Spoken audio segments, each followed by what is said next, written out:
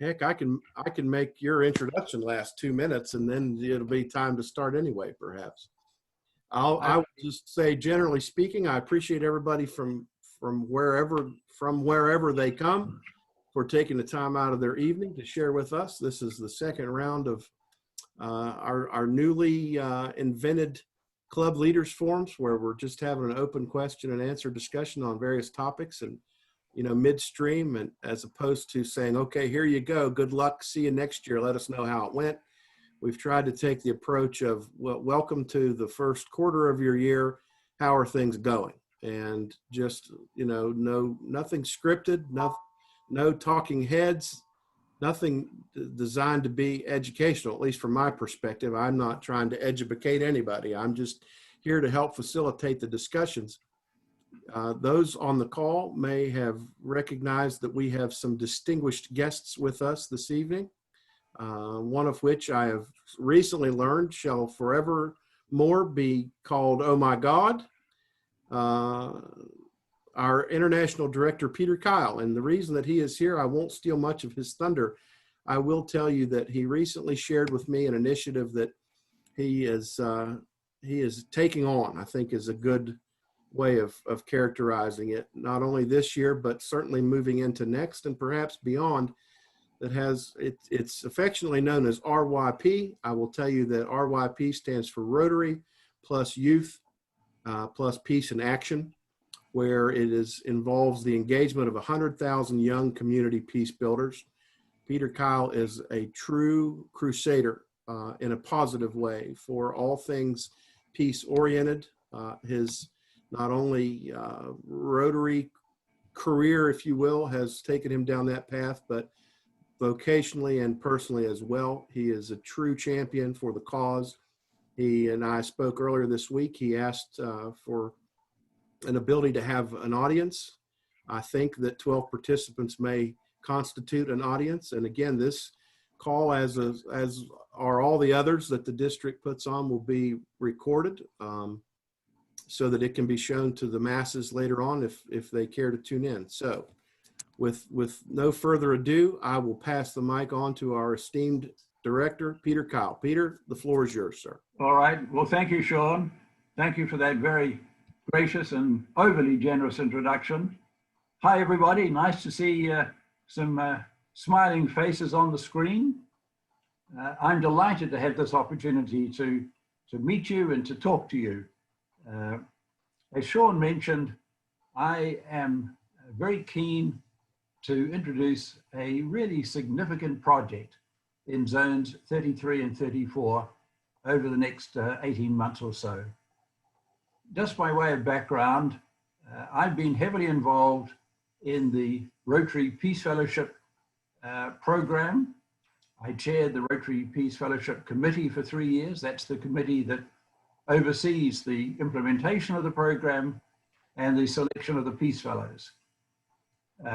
In another life, I also am heavily involved in Outward Bound. I don't know whether any of you have heard of the Outward Bound program. It's fairly well known. I did an Outward Bound course when I was 20 in New Zealand. I come from New Zealand. I became involved in the administration of Outward Bound. And I became, after many years, I became the chairman of Outward Bound International, reporting to the patron, Prince Philip, the husband of the Queen.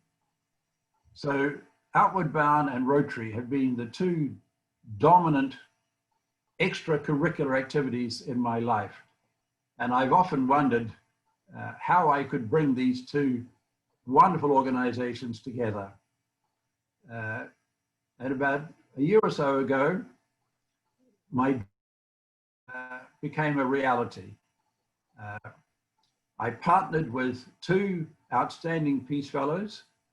One is on the screen, Patricia Schaefer, the Chief Executive of New Gen Peace Builders, which is probably the preeminent peace and education organization in the United States.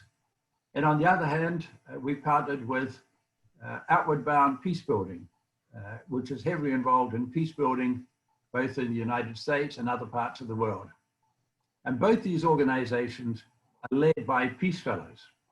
Patricia Schaefer is one, Anna Patel is the other, and they're both stars. So to be able to bring my peace background and combine that with Outward Bound and New Gen Peace Builders to create what I regard as a significant project for the two zones was a dream come true. So what is this project? The project is designed really to introduce a high level of peace and education in our two zones. I've long felt that Rotary and Rotarians have a responsibility, have both the ability and the responsibility to do what we can to help overcome the divides that we have in our communities.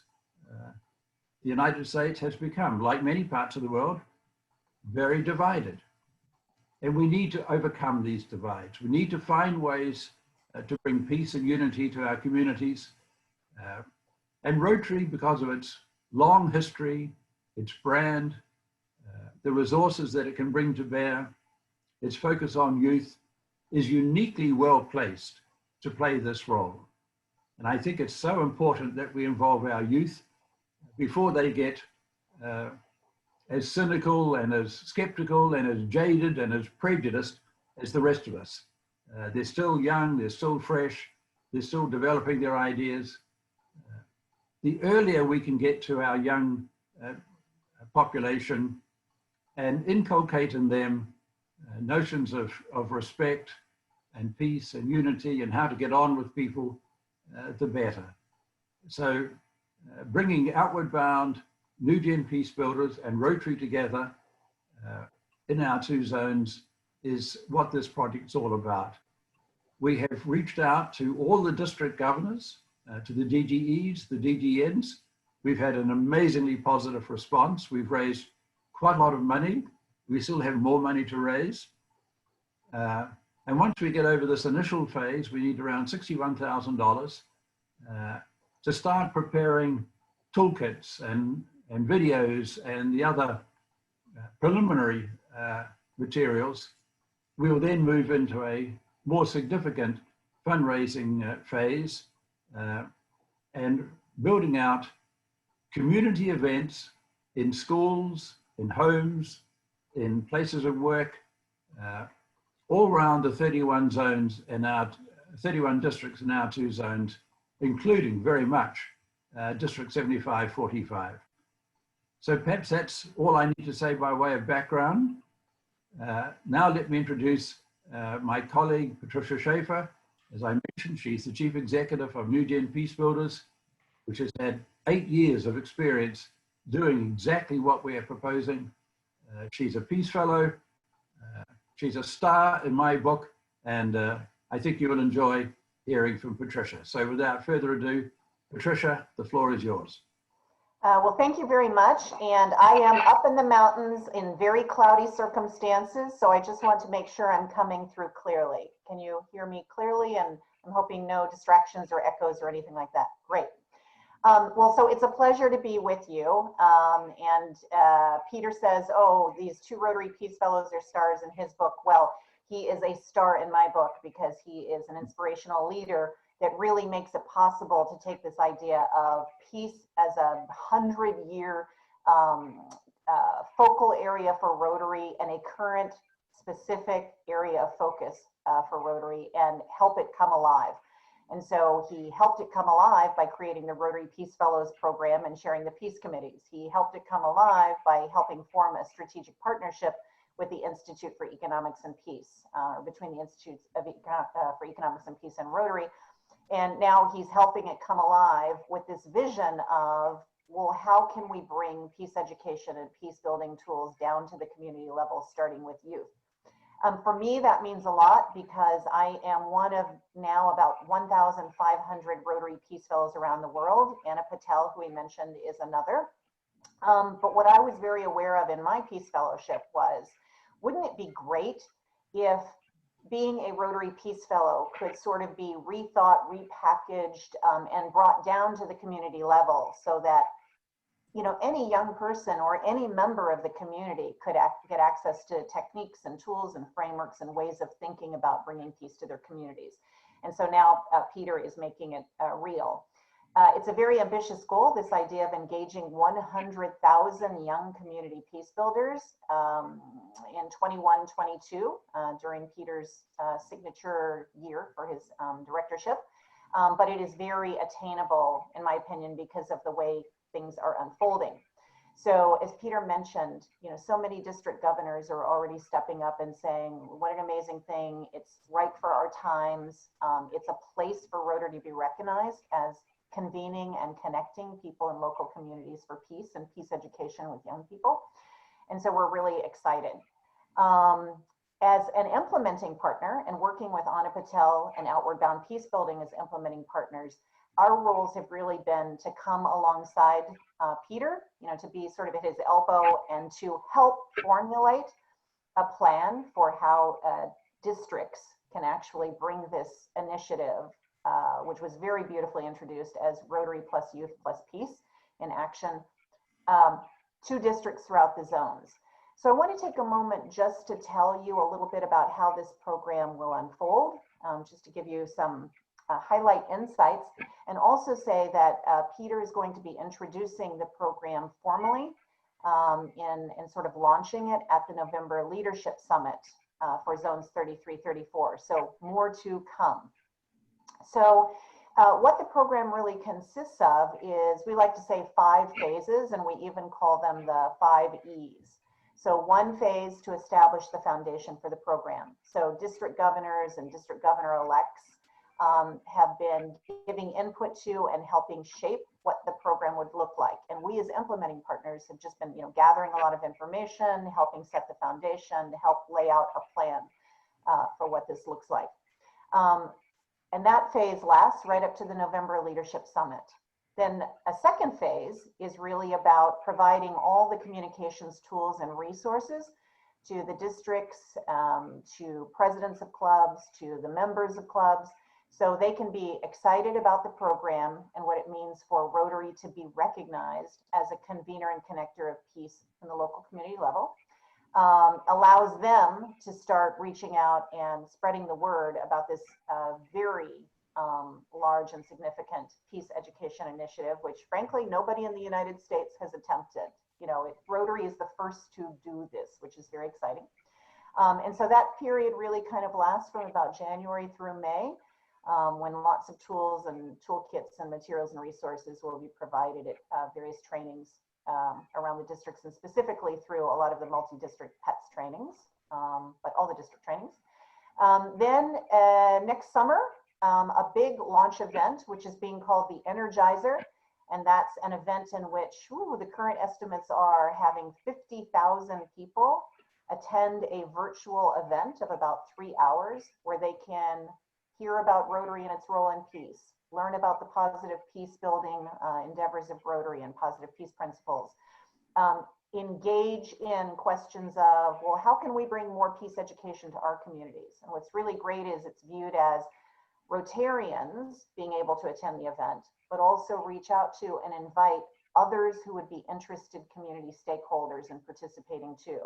So members of the police, members of mayor's offices, educators, heads of youth organizations, to sort of set an energizing wow for then next school year, making education materials available to teachers, and also the ability to certify young peace builders who are in service clubs like Interact and other student government associations and so on. So, providing those tools and those trainings to students to get them certified as new-gen peace builders. And then last, at the end of the year, May 2022, the opportunity to present peace projects in various communities. We're estimating that perhaps as many as 500 peace projects, youth-led and youth-focused peace projects, will be produced. So celebrate those peace projects, and then help communities have conversations around what was learned, what are the insights, and what could the future look like as we keep expanding peace education. Now, last thing I'll say on this brief introduction is we've done a lot of stalking, just call it positive stalking, in the last 6 months. And we've been looking at what's going on in various districts and what are districts already doing and what are the opportunities in terms of education. And so I just want to say we've been positively stalking District 6545, like all of the districts. And you actually have some pretty amazing stories to tell in terms of some interesting things that have gone on around peace in your district, some really innovative things that have happened with the University of West Virginia. So we're excited that, you know, your district spans such an interesting big geography, and that there are opportunities to bring you tools and resources, but also, you know, partner to really support and celebrate what's already going on in West Virginia. And excited that Rotary and Rotarians can be viewed as, you know, the people who are bringing these new resources and tools to their communities. So thank you for the opportunity to at least overview the program. Peter, is there anything I missed? I doubt it. Every time I listen to Patricia, I get more excited. This really is a tremendous opportunity. And I'm just convinced our zones are ready for peace and unity. There's so much division, there's so much conflict. We've got to move beyond this, and we've got to get to our young people and prevent them getting the hang-ups and the prejudices that the older generation have. Their idealism, their enthusiasm, dare I say it, their naivety is just so important. And the programs that we have in mind, the community events that Patricia and her team are going to put together really will make a difference. So I urge you to give this your moral support. Of course, we welcome your financial support. We take contributions, $100,000 or above, or even some below $100,000. But the main thing is to embrace the project, engage with us, journey with us. This, I think, really has the potential to be a significant Rotary initiative in our two zones over the next 2 years. Thank you, Sean, for giving us this opportunity. Again, we would welcome any questions, any comments. We won't stay on the line for too long because you've got other things to discuss. But if there are any concerns or questions or comments, we would welcome them. Well, let me just say one thing, and then I would certainly rather hear from other people than the sound of my own voice. You and I have gotten to know each other better every time we talk over the last several months since I was given the reins and you were announced as our next international director. And you know, District 7545 is in its infancy, but the people who comprise of that district and their experiences in Rotary are not. And you know, I know what peace looks like. I know what the lack of peace looks like. We are very blessed in our mountain state here as not being as volatile as there are in many other places in the world. But that has not caused the district leadership team, I can speak for sure, to not acknowledge and understand a need for efforts that surround the issue of peace to be of great importance. And for as long as I'm the governor, until they come strip the name tag off of me sooner, if they so choose, you will have the support of the leadership team, right, without doubt. And I know that, you know, we have a newly appointed Peace Fellowship District Chair, which I know we've not ever had in 7545 before. And I don't know that we've really had an equivalent in the prior separate districts, but she is very excited to learn more about what it is that she has agreed to do. She's looking forward to, you know, that themed month in the Rotary calendar coming up after the first of the year. And, you know, I'll let everybody speak on their own behalf. But for me, if there's anything that I can do, you know, I'm behind you 100%. And Patricia, thank you very much for the way that you laid all that out. I feel like I understand this better than I do most other things that I hear about for the first time. This is very well laid out. And you made a comment about you congratulated us on the size of our district. We have 30,000 square miles and 54 clubs, and I have visited 41 of them already. You are welcome to come along with me anytime if you want to see some of the topography that we get to deal with here in our beautiful homeland. So I thank you both for spending the time to be here. I will be still now and allow anybody else to ask a question as they want. But if you care to stay, you're more than welcome. I can appreciate how full your calendars are. If you need to go, that's fine as well. May I say one quick thing, Sean? Just one quick thing. So I have this funny habit. It's a funny habit. I always mix up my 6s and 7s, and sometimes I say 7 when I mean 6 and vice versa. And so I think you know where I'm going with this. In stating the number of your Rotary district, I just note that I might have done that. I'm feeling like I did that. The second thing is I forgot to mention that in this incredible program, there's a part of the program that's about books and literacy. So books about peace and peace, you know, living peaceful lives for children 0 to 5 and primary school students. And it's probably being done in relationship with 2 partnerships, Dolly Parton and the Imagination Library, as well as a Rotarian who does sound books that have been done all over the world. So I just wanted to mention that. And then I would like to take you up on your offer to be toured around West Virginia. I've been there several times, but I'm sure I would see it a different way if I took a tour with you. So Well, I accept the offer. I don't always take the most direct path from here to there, I promise you, but you are welcome to ride along and educate me every mile of the way if you'd like, anytime. I should also just say, I'm a bit of a train buff. I love trains. In West Virginia is full of old, interesting train trips. We've done the train trip across the gorge. What is that? New River Gorge? The New River Gorge. That's just a great trip. And we've done various other trips with the cogwheels up mountains. We've had some great trips to West Virginia. I didn't go to any Rotary clubs. I just concentrated on the railways. Right. Well, whenever the world allows it, to the extent that you're comfortable, you have an open invitation to come up here and ride on anything.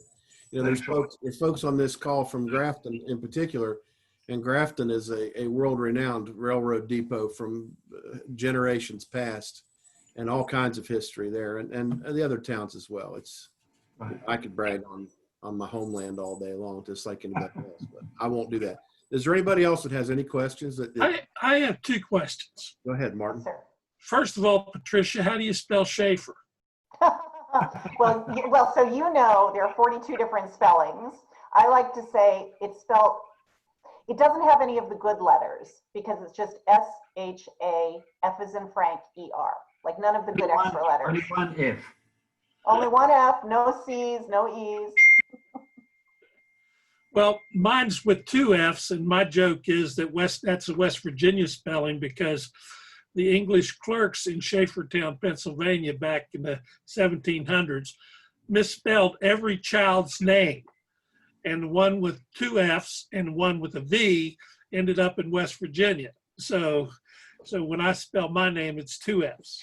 But anyhow. Gotcha. Well, we're cousins. We're cousins. Yes. So the second thing is, the most divisive thing I see right now in our locality is politics, and you know, I think it's going to be a challenge to bring some people together. You know, I don't know how we're going to do that. I think we as a nation have to pull together after this election's over. In our club, we have Republicans and Democrats, and we all put ourselves Americans first, you know, and Rotarians before being any political persuasion. So we don't have the problem, but it is out there in the public. You know, in West Virginia, we got a lot of families that will not be discussing politics over Thanksgiving dinner.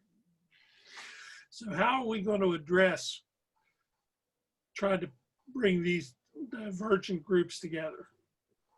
Yeah, well, what a powerful question. And so let me just say two things that where that really resonates for me. So one is there's all kinds of evidence, all kinds of research that shows that kind of our number one dilemma in the United States when it comes to peace is political polarization. And so you're pointing to a fundamental challenge that we have as a country that kind of affects everything we're doing. Plenty of research that supports that. And then I just want to say from a new gen peace builders perspective or a young person's perspective, we find that when they choose projects that they want to work on, they choose so many things. They choose homelessness, hunger through a peace lens, gun violence, mental health, the environment. But often, especially as they're getting older in their high school years, they choose wanting to understand how to help overcome political polarization. So when this program is available in West Virginia, perhaps you want to coach and mentor so that can be one of the issues that will be worked on. Because as Peter said, they're at such, it's such a formative period where they're deciding how they're going to show up in life as civic participants. And so it's a critical time to catch them and address this very question. Thank you. No, thank you. Tricia, Ed Westfall in Grafton, our club has a great relationship with our school system. It's not a large system, but we do a lot, especially with the middle school and the high school groups. And so I was hearing what you're rolling out would be an educational program that we could take into the school system. Is that a part of it? It is. It's really kind of when it comes to the education part, it has, now I'm going to be redundant, it has two parts. So one part is taking service club members through a certification process that's primarily virtual, but they go through this process of learning all the fundamentals and the framework, some of the same stuff I learned as a Rotary Peace Fellow, and then they work on peace projects. And as you just heard me, and they work on peace projects supported by volunteers in the community, often Rotarians, Rotaractors, and so on. At the same time, and so that's available within schools and youth service groups. So you would have many students go through that at the same time. Is this primarily the high school students? That's primarily high school. Oh my gosh, you're like a mind reader. That's primarily high school. And then there's also content curricula that can be available to teachers. So if they teach US history, there's a peace curricula along that side that. If they teach environmental science, there's a peace curricula on that. So you're making those tools available to teachers. The last thing I would say about the middle schoolers is this is a primarily high school focused signature project that Peter's initiated. But we've actually done a program where we certified an entire middle school of 800 students and their 30 teachers. So I think that's probably in the future, especially if you're that connected to your school system, which is an amazing thing to hear. That really makes a difference. I'm very interested to hear more. Great. Yeah, I just think we just have to start doing this. We have to be more intentional. I don't claim that we have the magic bullet. We have a lot of empirical evidence that the program that Patricia has been involved with for 8 years has had very positive results in Texas and California and other parts of America, and indeed in other parts of the world. So we are very optimistic that the cohesive, integrated approach we're trying to introduce into the zones 33 and 34 has a very good chance of success. I'm excited about it. The more I listen to Patricia, the more I read, the more I think about it. We as Rotarians, this is our time. This is our calling. Peace, youth, that's what Rotary is all about. Peace is in our DNA. Right from the beginning, we've been involved in peace building activities with the United Nations, with polio, in many other areas. And we've always had a focus on youth. So bringing these strands together, bringing our peace fellows into the equation, involving youth, involving peace, to me, it's just a fantastic opportunity and having people of the caliber of Patricia and Anna Patel and their colleagues leading this program, I think, I won't say we're guaranteed of success, but 99.9% guaranteed of success. So thank you, Yeah, well, Board. Thank you for your attention. And we look forward to being driven around West Virginia by Sean and others. Consider it done. All right. Well, I'm going to leave you now. I've got another Zoom call. But Understood. for this opportunity, and good luck to you all. I hope to get to meet you in person before too long. Thank you both so much for taking the time to share with us this evening. thank you. Bye-bye. Thank you. Here. It was an honor. Bye-bye. Thank you.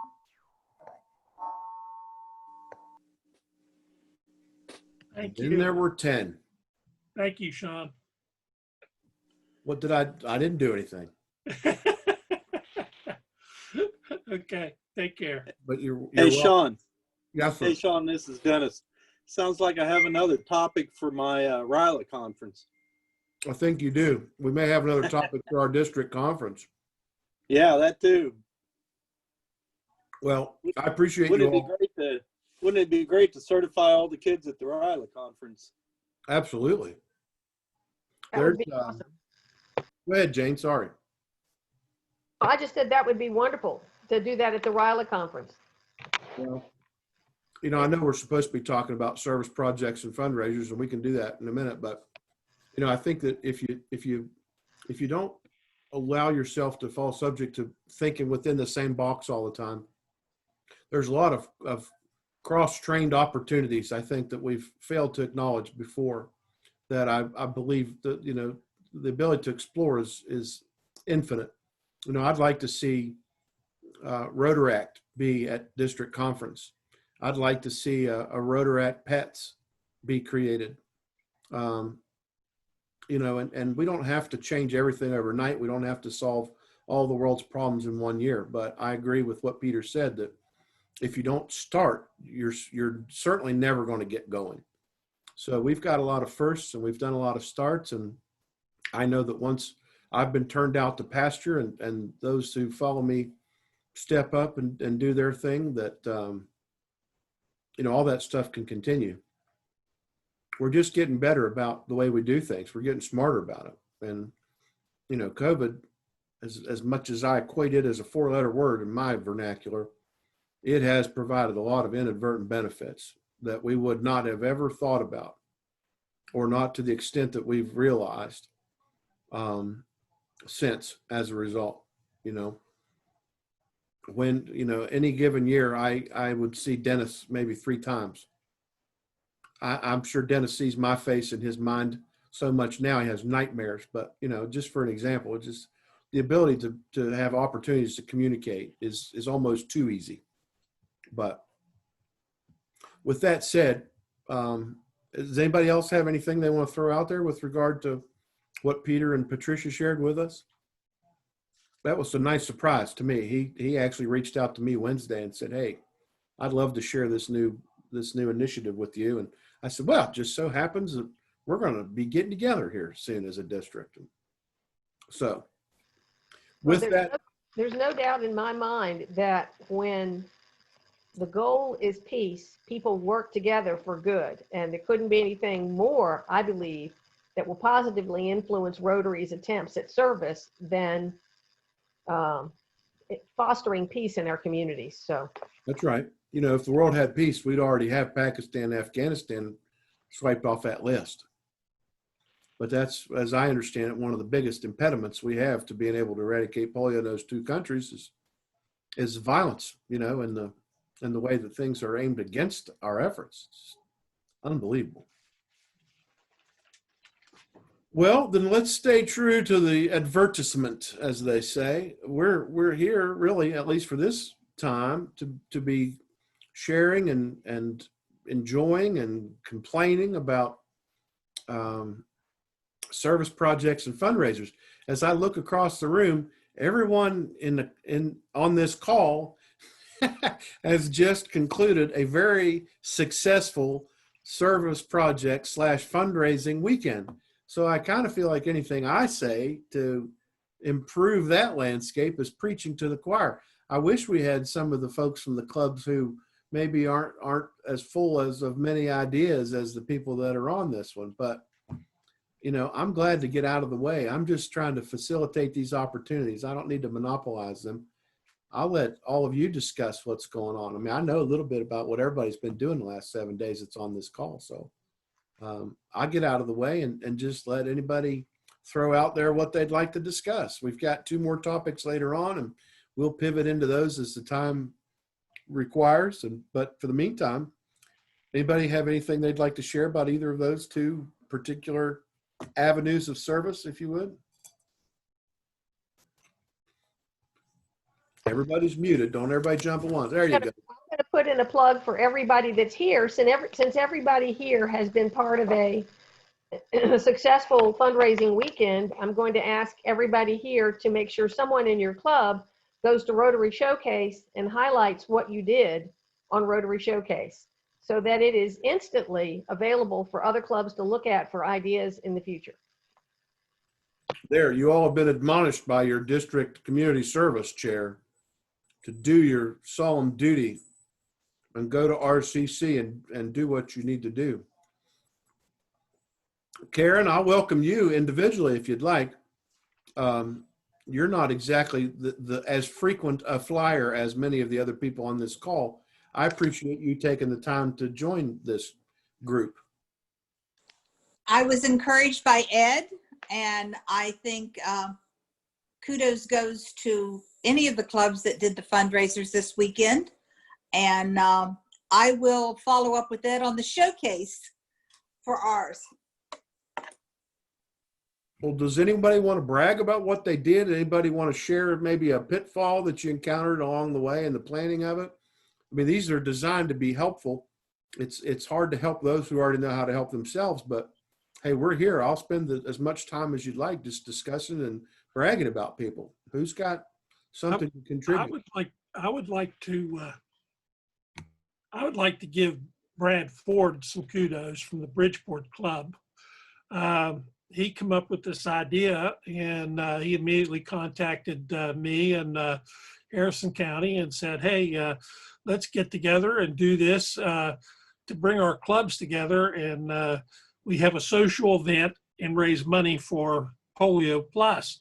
And it was a great idea. And we all got together, and in our club, Cynthia did a lot of work to help me on it, Cynthia Hill.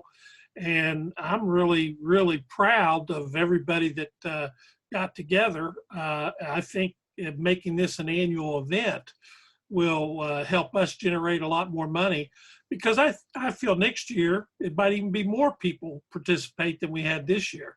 And next year we'll beat you. Well, you will recall that the governor's team finished 3rd out of 3. I questioned that. I demanded a recount, but nobody would give me one. But anyhow, it was fun for all of us. Oh, absolutely. And you know, the way you're right. Brad deserves most of the credit for the way it got pulled off. It very wisely was the introduction made, or the invitation made to the local media. You don't see that. I don't watch the news because I do what I do for a living, and I have enough sadness and plight in my professional life that I don't come home and look for more of it. But you don't see that many good things on TV these days, and certainly not in the news. It's all the bad stuff. And for Channel 5 and Channel 12 to have been there and covered that event as well as they did, that was a great idea. And I don't want to steal Brad's thunder, at least not all of it, but he and I have talked about this event from this past weekend for, I don't know, the last 2 months probably, since I made my club visit to Bridgeport.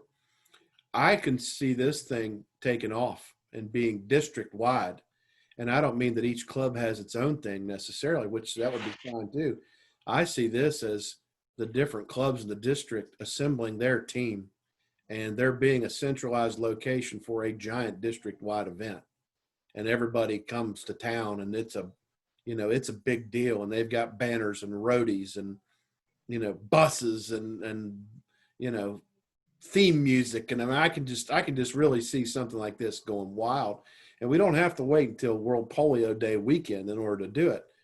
You know, I strongly suspect that come spring, COVID or no COVID, there's going to be several people who are itching to get out and do something. And we were very COVID, you know, we made it very COVID friendly, that event. And everybody wore their mask and everybody stayed apart from each other. And, you know, because the sound of an air horn can travel a long way. You don't have to be right next to somebody to distract them. You just find a governor with an air horn and you can blow somebody's game clear out of the water. That was fantastic.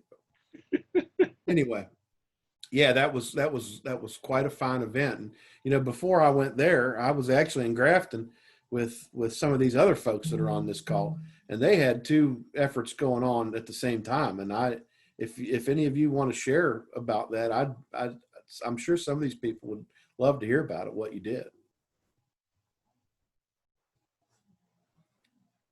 All right, Graftonites, don't all jump for the mic at one time. Well, I'm unmuted, so I'll start. There you go. You're a defensive spirit. As some of you know, traditionally we've had an event at the middle school called Penny Wars to End Polio. And it's a week-long event, and we've been very successful in raising money with it. It's takes a lot of people to pull it off. There's a lot of time involved for a week, but it's also fun. This year we cannot go inside the schools, so we didn't know what we were going to do. And I happened to look at my calendar and said, "Well, World Polio Day is on a Saturday. What could we do? Perhaps we could have a walkathon." So I took that to the board meeting and I sort of presented it the same way, looked at the calendar, World Polio Day, Saturday, and what could we do? And before walkathon came out of my mouth, somebody said, "Well, how about a traffic stop or, you know, road?" Anyway, so they said, "Let's do both. Can we do both?" So we tried it. I'm not sure that stretched us a little thin, but there is some talk now about maybe we should do this walkathon idea next year. I'm sure it would be more successful. Certainly, if we could do with better weather, it would be more successful, but not necessarily in October, when we would hopefully be able to go back and doing Penny Wars. So maybe another you know, Polio Plus event sometime other than October.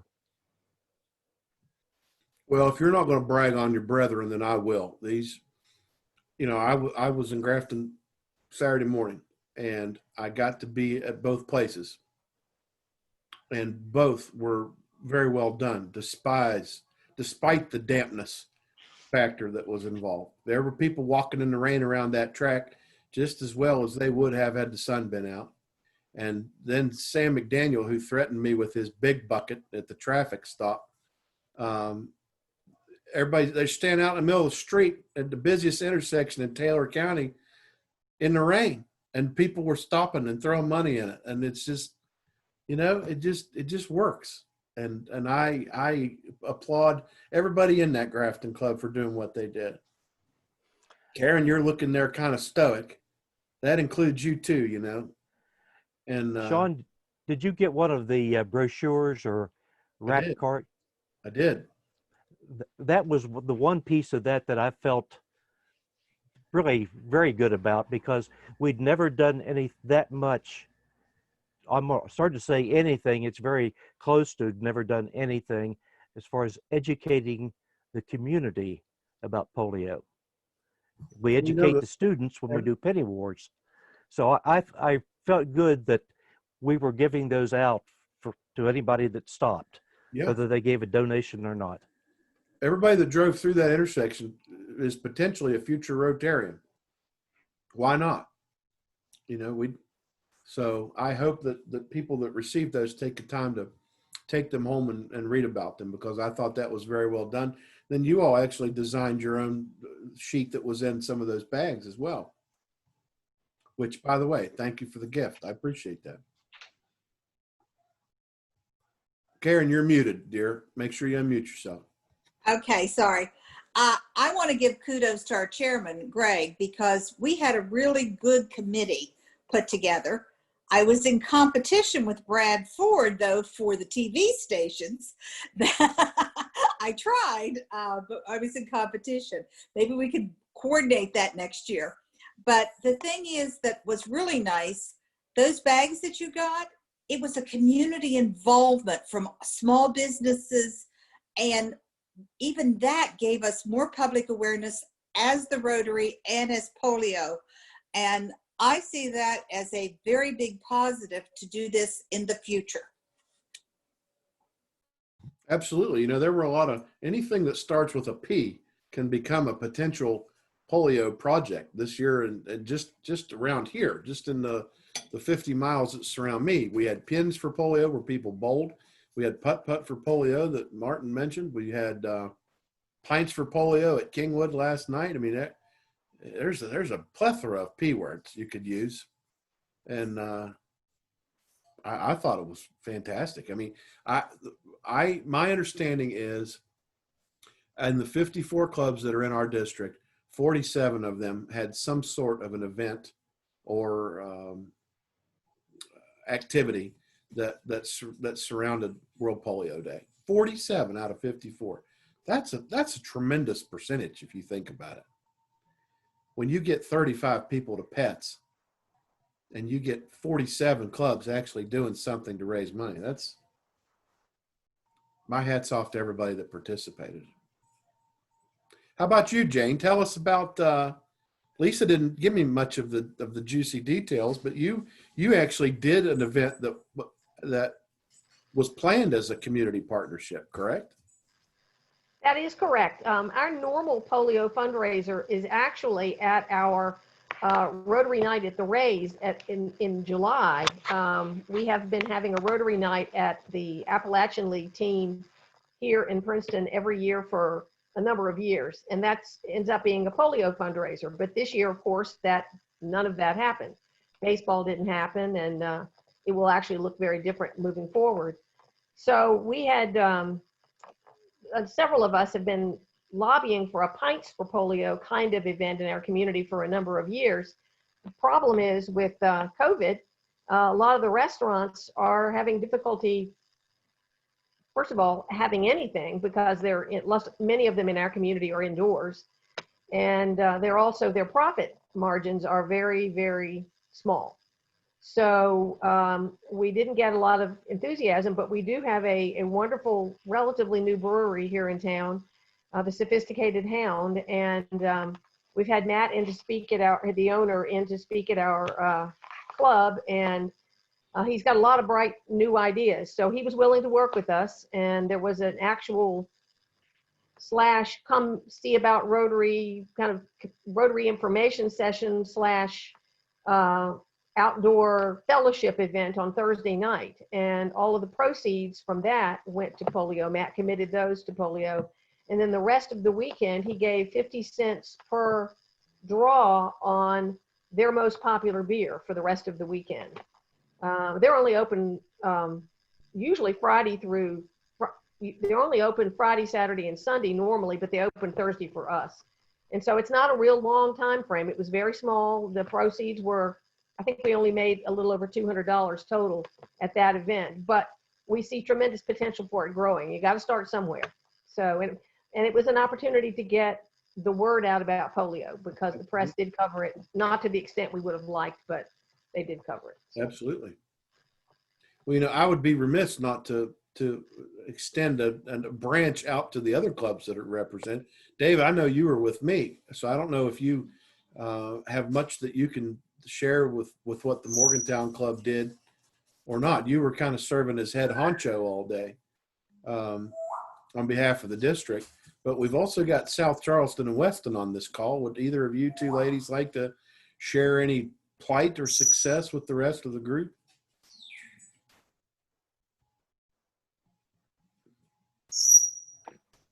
There she is. Hi. So I have a dog that's very noisy in the background tonight. That's why I've had the video off and the sound off.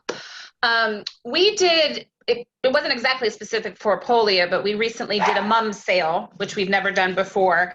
And we put that together in about a week, but it was actually relatively successful. Grits Farm over in Buffalo helped with discounted mums for us. And we sold those to the general public. And then we had a day for a pickup of that.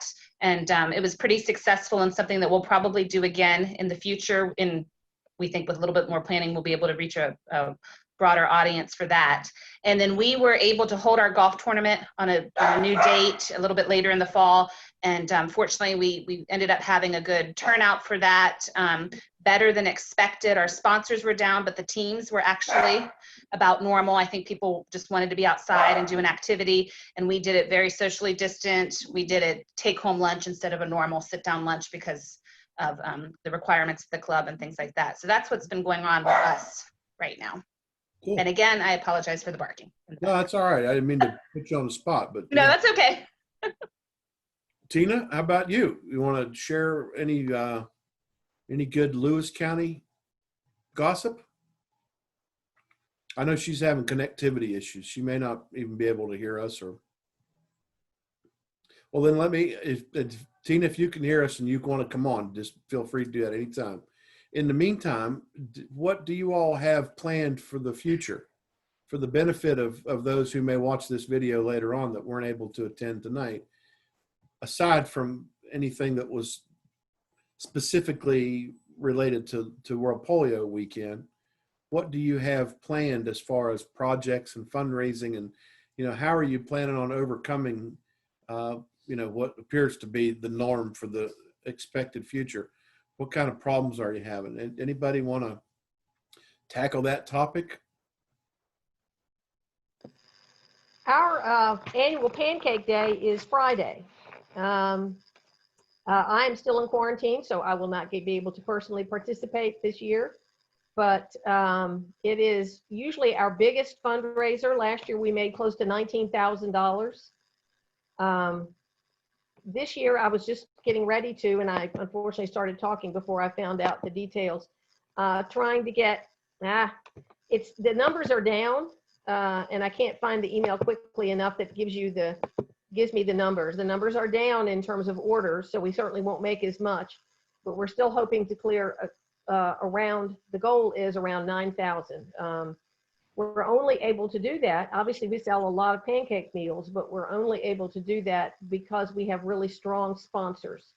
We have the local grocery store chain, Grants, that's donating all of the bacon and sausage. And the hospital kitchen is going to cook it all for us, and then we bring it over to the distribution sites. And it's a massive effort on the part of volunteers. We will have 2 kitchens working for people to drive and deliver meals this year. And then we'll have 1 site where people can drive up for their meal. There won't be any indoor eating. And we also usually have sponsors on a placemat that we use when people are sitting and eating. And this year we weren't able to have placemats, but we found a sleeve that can go on the takeout boxes. So we have gotten our sponsors to pay for advertising basically on this sleeve. So it's taken a lot of creativity on the part of our wonderful, fabulous chairs. Tammy Lucas is one of them. Many of you will recognize that name, and Angela Waters. They've just been amazing this year. So we're hoping for success on Friday. I saw Leslie Hopkins try to jump on the call a little bit ago. I don't know if she had a connection problem or not, but. Yeah, I saw the same. Don't know what happened though. Well, anybody else have anything they want to share? Dennis, you've been conspicuously quiet this evening. Oh, wait, there's Tina Cunningham. I'm sorry. No, you want to talk all things Weston Club? Well, I love I've been listening, kind of going back and forth with my son in the other room right now. But I was listening. A lot of great ideas. We didn't get to do anything for the polio weekend to raise money. Our club has kind of struggled in the fundraising part, and with me being new, we kind of kind of dropped the ball on it this year, but we're definitely going to make up for it next year. But I love all these ideas, and they sound like things that our club could totally pull off. So I'm really enjoying the information. But I think for us right now, our focus is Christmas, because we're not going to get to do our annual Christmas dinner, because we always feed 100 kids and give them all a gift, a visit from Santa. So we are doing probably about 65 to 75 kids at the high school who don't qualify for any other programs, and they will it kind of works like the angel tree. So we did get a little bit of money from our blood analysis event, and we've I actually sent out letters today to our businesses who've helped us in the past.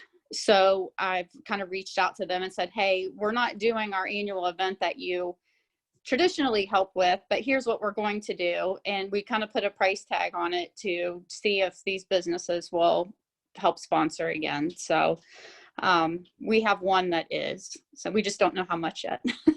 So that's really important to everybody in the club. They've been doing it for such a long time. So it's definitely going to be a little different this year, but we're getting through it. No, that's what we do. I mean, if you all have watched that, there's on the district YouTube channel that you can now get to through a link on our website. There's a 7-minute video on there from the flamingos. And I know a lot of you are flamingoed out already, but it's only October, so don't get that way too soon. But there is a 7-minute video that the 31 of us and the directors put together, and it was basically done, to encourage people to continue to move forward and not give up hope. And we produced it back actually before this Rotary year began. We started working on it in April, and we all picked a line. It's worth watching. It's pretty good. But my line that I chose to say during the video was that your plan B has got to be as good as your plan A. And you all have probably heard me say that at different times throughout the year since, not knowing where that came from. Wasn't anything particularly novel, but it's true. And now, I mean, it really seems to apply to our situation. I don't know that anybody's doing many of their plan A's, if at all, right now. And if we're going to continue to support our communities and not let down those who count on us to be there for them, then there's absolutely every word of that is true. Your plan B has got to be as good as your plan A. So I think that's where we are. Let me get philosophical for a minute, if you all will indulge me. My club has been around, my Fairmont Club has been around for 103 years. And it's made up of people that, in part, have been there that long, it seems. And I don't mean that in a bad way. The reason I describe it that way is there are some things that our club does and continues to do only because it's done before. And that doesn't necessarily mean that it should continue to be done. That's just one of the things they're used to doing. Have you all in any of your clubs thought about switching things up now while everything else is a little switched up anyway, that maybe it's time to, get the brainstorming process started or do another community assessment of some sort to determine what needs there are where you're located, to find out what kind of new projects your clubs can consider doing, not necessarily to raise money, but just to be helpful. Anybody thought about those kinds of things? We've been doing that, actually. We've been working a lot with the Lewis County Family Resource Network, and Deanna Palmer, she's amazing there. And she knows a lot of what, she works in so many different programs because they're an umbrella for several organizations, basically. So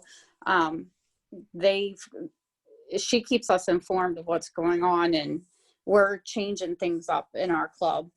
We're definitely going to be doing some different projects.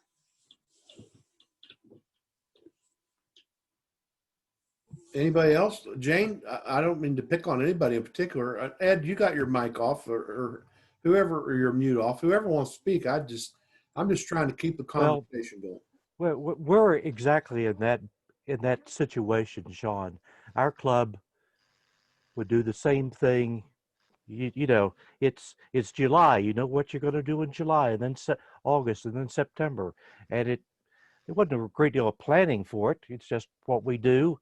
As you flip the month of the calendar, and that's get to January, and you get to take a little time off and rest, and February, and then you start in again, and kind of peaks in May, and you take a breath in June and start all over.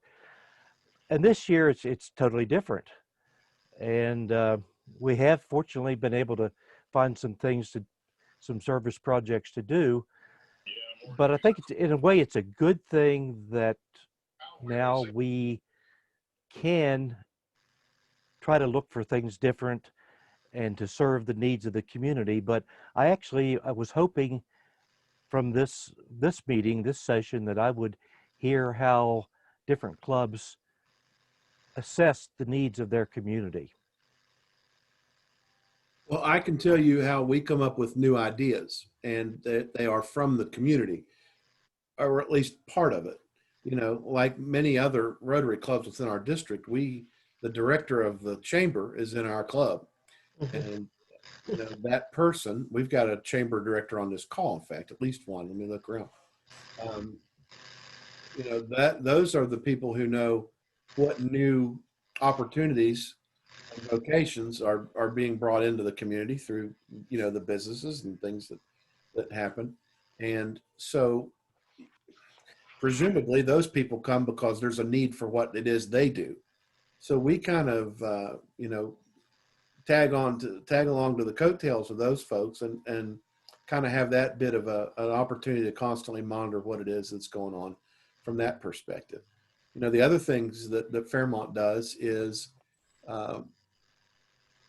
we still have speakers twice a month. Our club is meeting in hybrid format right now. We have 2 meetings per month in person, 1 virtually, and then the 4th week is the service project. And when we arrange those speakers, we pay close attention to what it is that those folks do as well. So that, again, you can kind of monitor the needs from some. They're being met vocationally, perhaps by others, but, that's one way that we do things.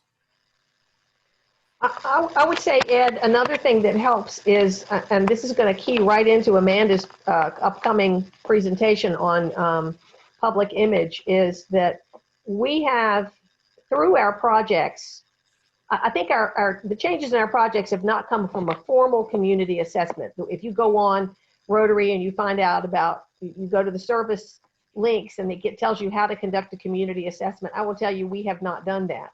But as we get new members, we ask them what they're passionate about. And a lot of times you'll find when you get a new member and they're passionate about something, they will energize other members, and they will also volunteer to be a part of getting something started.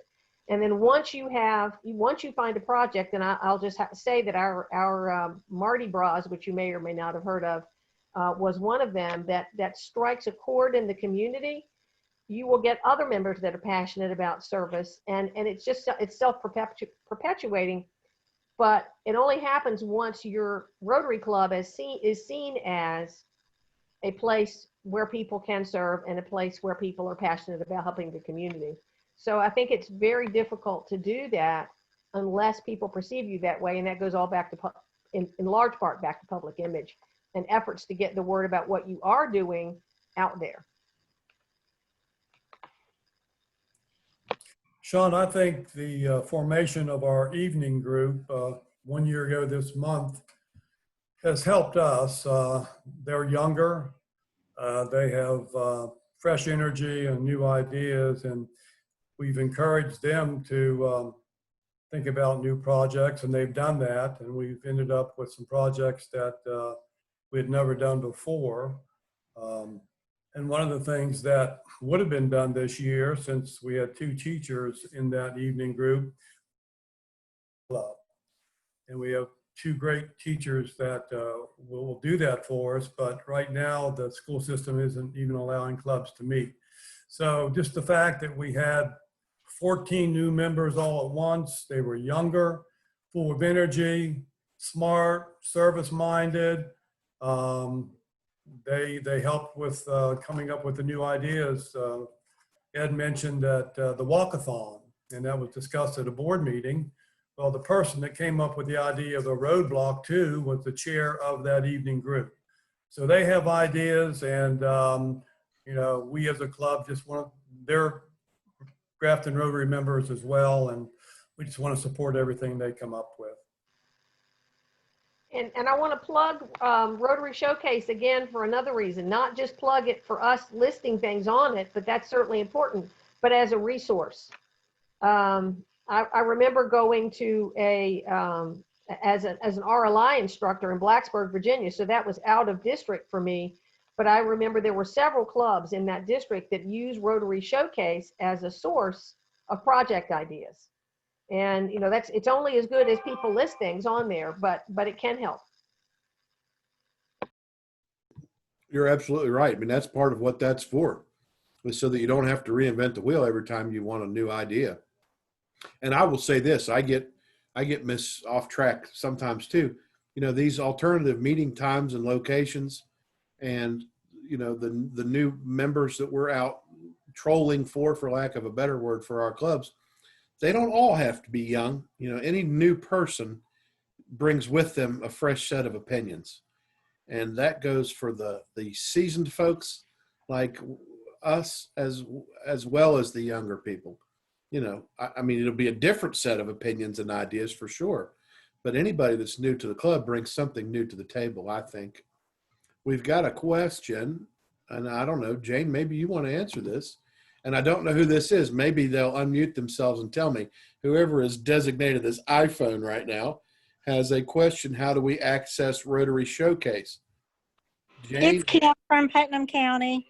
I will go find the link right now and put it here in the chat.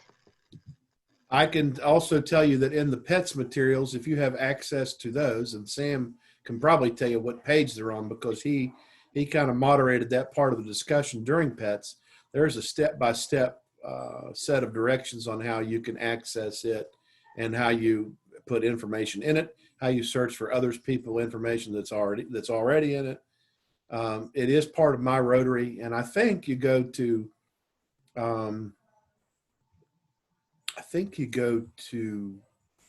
members, the members tab maybe, and online tools, and I think RCC and Showcase are maybe one of those options. But Jane, you're more technologically savvy than I am. If you can grab it, or Sam, if you know the answer. It is on your My Rotary page, but let me, I'm there. I just have to get the link so that I make sure I'm giving you the right link.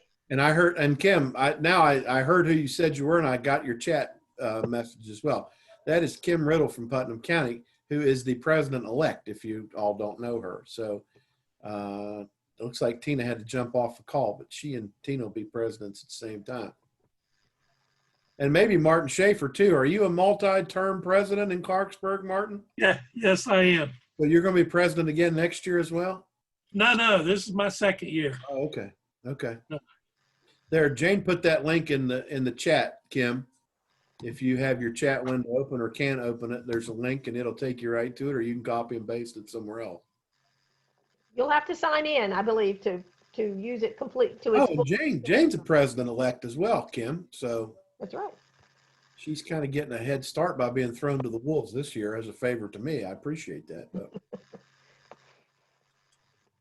Anybody else have anything they'd like to share with regard to service projects and fundraising, or it can be about anything else if you'd rather, because if we do, I'd love to hear about it. And if not, we can take a couple-minute break in between sessions if you want. You can run and beat your noisy dog or get a cup of coffee or whatever it is you need to do.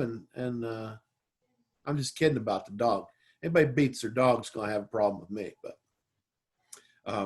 you notice I had to switch rooms though, because the dog won. I lost. The dog always wins. But we're going to talk about public image starting at about 6:45. And if you all are interested in staying and sharing ideas about that as well, that'd be great. If you have somewhere else to be, I understand. Maybe we'll get some new people on the call as well. But if you want to, I'll just kind of go dark and silent for a few minutes myself and come back, and we'll kick off the next topic if that's all right with everybody. Bye all. Jane, thanks for being part of this tonight. I appreciate you being here. My pleasure. I learned something. Thank you. And actually, and be honest with you, y'all don't need me to be in the room while you're talking about things. I'm not trying to be rude by stepping out for a minute. You all can sit here and talk, and I'll keep the session open. You do whatever you'd like, but I'll be right back.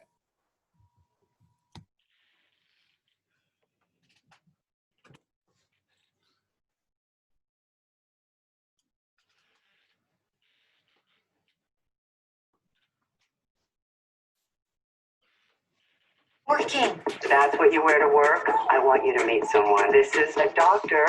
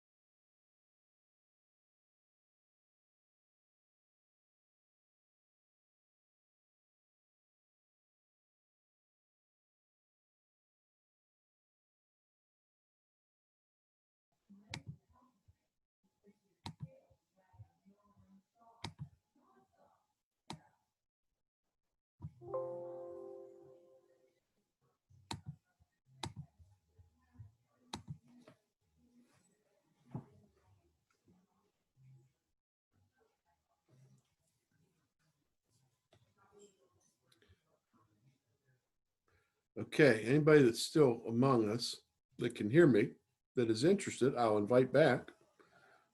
I've got 6:46, so in standard governor fashion, we'll start a minute late, the dollar short. I'm sure these other 5 folks are on this call, so we can just chat if you want. Karen, do you know Amanda? Amanda, do you know Karen? No. Well, Karen, Amanda is our district public image chair, who has graciously agreed to give up even more of her time to be with us, because this second session, as you probably know, or you may not have intended to be here, is about public image, which is about the hottest aspect of Rotary right now, given the pandemic. And she is I brag on her all the time. I hope she realizes that I'm telling the truth when I say all the wonderful things about her that I say. She has got it going on for sure. She is way smarter than I am. She is way craftier than I am.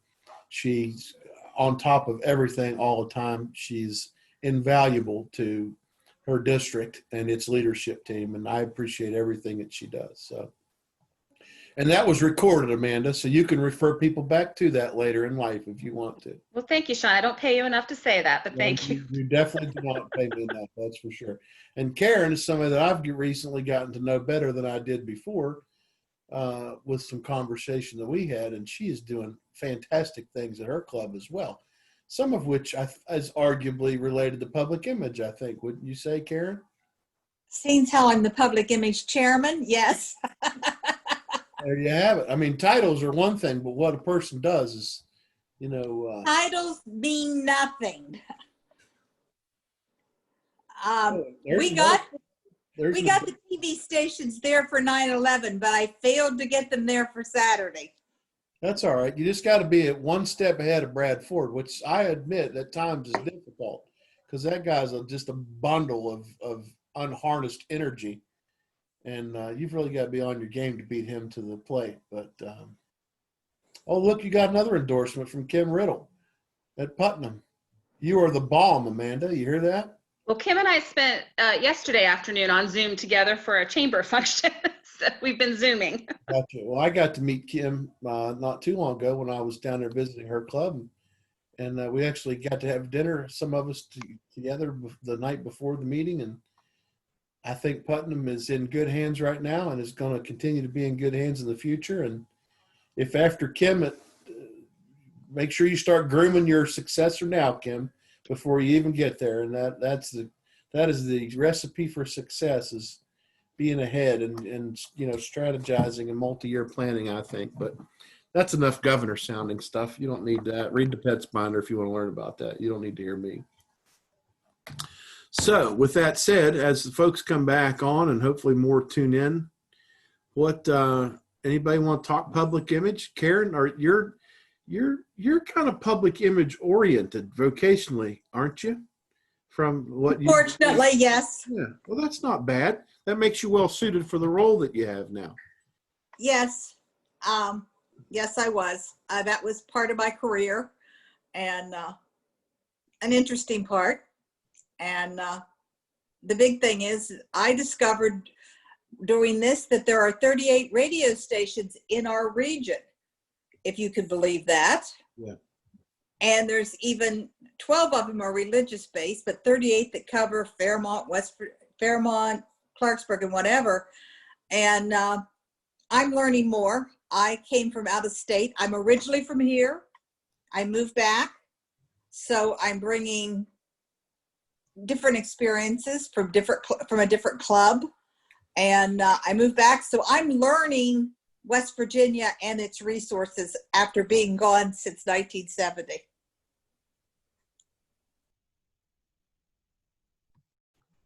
Well, that was the year Sam McDaniel was born.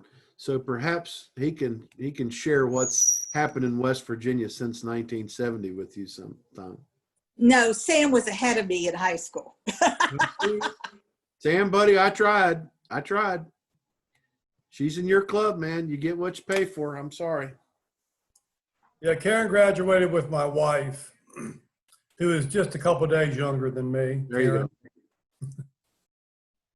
There you go. See, I never remembered the connection. I just got it a little bit off. That's all. Ed, I've got to hand it to you. You look like a radio personality, period, with your dark little secluded room there and those expensive headphones and that black background. I mean, you've got it going on down there, man. Well, my laptop is a little on the old side, so I can't do the virtual background thing. So I just had to cover up what was back here. Well, there you go. Maybe you could do a fundraiser. The Ed Westfall Improvement Fund. Right, the new laptop for the president. Well, anybody have? I can't explain why there's 8 of us here. I'm glad there's 8 of us here. It's unfortunate there's not 80 of us here. I think generally speaking, a lot of clubs and Rotary in general has learned a lot about public image in a hurry in the last 8 months. I've been in Rotary for almost 13 years, and I have found even the best of Rotarians are quite humble, and there's nothing wrong with that. But if we want the rest of the world to know about the good things we do, we can be humble and still promote what it is we do and share images of what we do. I wasn't governor till July the 1st, so I don't know what the Rotary's approach on public image was before that. But I think it's pretty solid right now. Especially during this pandemic, everything is virtual and electronic, and share this and share that. I mean, I was part of a Zoom the other day where there were 412 people on the call, and somebody from every one of the 7 continents in the world was on it. And I mean, that I can't imagine you get people together in person that would fit that bill. So for there to be, that many people represented on one phone call at the same time, the same place, is tremendous. I'd love to hear, Sean, if people would be willing to share, because I know you and I have talked, we've offered membership trainings and public image trainings and things of that nature, but I'd love to hear what people would need or like to see from the district level that would help at the club level, because we don't always get to hear directly from the clubs as to what their needs are relating to public image. If anybody has any thoughts on that. Well, if you all want to take a minute to digest that question, let me share you with this. The zone, we are blessed with some very smart people in zones 33 and 34. And there's a fellow that is the public image coordinator for zone 34, and his name is Marshall Butler. And he has been doing a series of different Zoom events where it's public image and, electronic data transfer 101.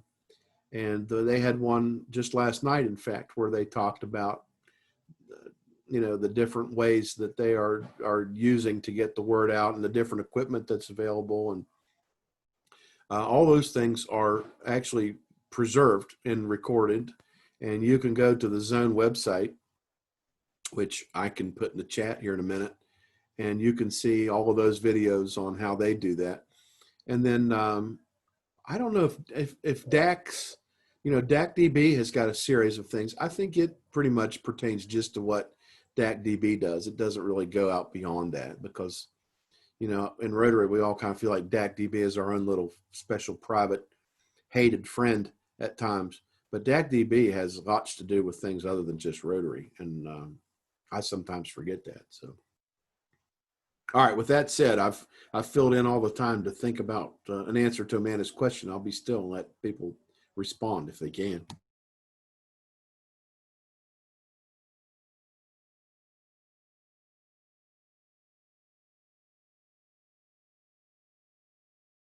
All right, maybe I wasn't speaking directly into the mic. Now is the time for everyone to respond to Amanda's question. We have a question. There you go. See, I wasn't being loud enough. Go for it, Kim. So we would like to have our meetings on Zoom, as well as the few that meet in person, for those of us like me who don't feel real comfortable sitting in a room full of people. Is there a district Zoom account that we can use so we don't have to pay for our own Zoom account? Do you want me to answer that, or do you want to answer it, Amanda? Or anybody else want to answer it? I think you better take that one, Sean. I know the answer. The answer is no. There is not an actual district Zoom account that can be brokered out to the various clubs. But I can tell you this, Kim, that there is such a thing as a free Zoom account where you can have up to 100 participants and your meetings can be up to 40 minutes long. I think I've got those numbers right. Yes. And it doesn't cost you a dime. Now, if you want to, be confined to those parameters, then it's free. I can tell you that if you want to have a paid Zoom account, it's not much. I think it's a couple bucks a month, maybe Mhm. $7 a month, something I like want to say $14 a month. And what our club did, Kim, is we actually combined with another organization to share an account. So it's we're spending $5 or $6 a month. And Well, we just, we have one at United Way we've used before. And I'm pretty sure the chamber has one, and probably the CVB, which are all members. So hopefully between us, we can work it out so that we don't have to pay for one. yeah, we did that with the chamber, and which worked out well because we never meet at the same time. So there's never a conflict as far as meeting times. Yeah. Cool. if you go to, I mean, I don't know how much zoom.com surfing you do, Kim, None. but it's a very remedial type informational site that you can go to zoom.com. Okay. It explains in grand fashion all the different account levels and what you can do, how you can share accounts. I mean, it's not that proprietary. If you've got somebody that's willing to share an account with you, you're really not taking up their space. You're not using their bandwidth. You're not Right. privy to all their secret squirrel information. Right. And it's a great way to foster public image as well. I mean, clearly. Yeah. So then generally, can you all talk about specifically like Facebook and Instagram and like graphics and that type of thing from the district level that we can use or access? Like the Rotary backgrounds, those are so nice, but I have no idea where you even get those. So the Rotary backgrounds, the best place for that would be Rotary Brand Center, which you can get off of myrotary.org. And if you're not, I don't know how much you've used that, Kim. Once you get into it, it's very user friendly, and I'm happy to sit down with you too. We can even have a call over it, and I can walk you through that. And anything on Rotary International you have access to and you're allowed to use. And the same thing with anything that we post on the district, you can use and share that as well. Okay. And then graphic wise, my favorite source is Canva. I'm not sure if you're familiar with canva.com. That's a free site. There's also a premium level, but you can start with the free site, and there's a lot on that. And we use that a lot to make our graphics that we use at the district level, and I use them for my club as well. Very user friendly. You do not have to have any sort of technical background to utilize that. Kim, do you snoop around on the district Facebook page at all? No, I haven't, but I can. Let me take you there, and I'll show you some examples of what it is Amanda's talking about. Okay, because we had Kelly, the lady who worked for the CVB got another job and left, and they've replaced her, but I don't know if that girl is going to be willing to take over the Facebook or not. So I'm just kind of thinking ahead about who's gonna do that now. Right. This is the district's Facebook page. And, okay. there's the URL there in the window up here. Yeah. And I can copy that if you want, or you can just go to Facebook and search for this Rotary District 7545. Yeah. And it will take you there. And there's kind of the Twitter handle as well. I'm not a tweeter, but I am a Facebooker. God, I can't get away from it. If you scroll down through the posts, you can see like this one that's advertising, for lack of a better word, tonight's opportunities. If you go down to, well, don't pay attention to that guy. If you go further down here to like this one, Becky Hunt, our district membership chair's graphic that she uses for her series of events that's going on right now. Don't pay attention to that guy either. And certainly not this one. Or their areas again that got, everybody. I'm trying to find a new one. Here's one. That was last week's virtual event that we did. There's this one.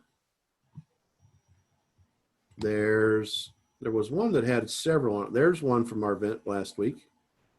All of those were made using Canva.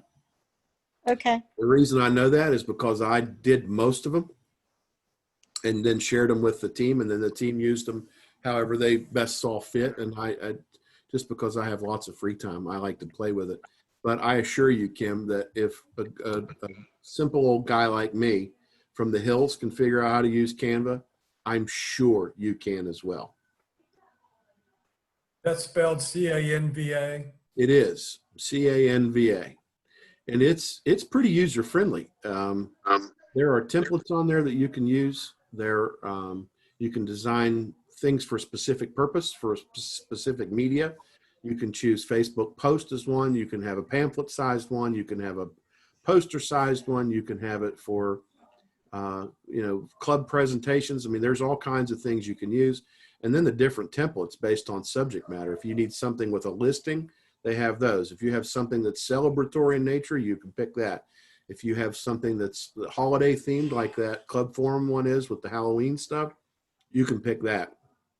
And you can't get under Rotary International. no Canva, Canva.com Okay. is a Yeah, we were standalone talking site. about doing a brochure to have about for the welcome packet with the applications and all that stuff in them. I So see. And it's Canva, I think, is free until you get to a certain level with it as well. okay.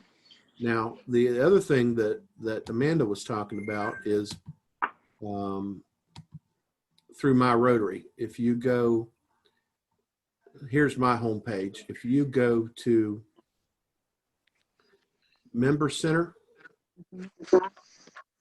and hover over that, then this first one is online tools. You'll see some great things pop up. Most specific to the conversation we're having is Rotary Club Central, where you have all the club information and demographics. There's the brand center that you can use to pull all of those backgrounds from, where Okay. people are using those as Zoom. It tells you, well, let's just go there. If you go to brand center, it will take you and show you what the options are. And it can be language specific. It can be theme specific. That's where you can steal everything from creating your own letterhead to Your own brochure, if you're doing right. a brochure like you referenced. You should be saying this, not me. You're the public image. You're rolling through it. I'm impressed. So Well, you've taught me a lot. What can I say? If you go to logos, for example, there's the templates, Kim, and you just pick which one you're looking for. If you're wanting something foundation specific, it's this.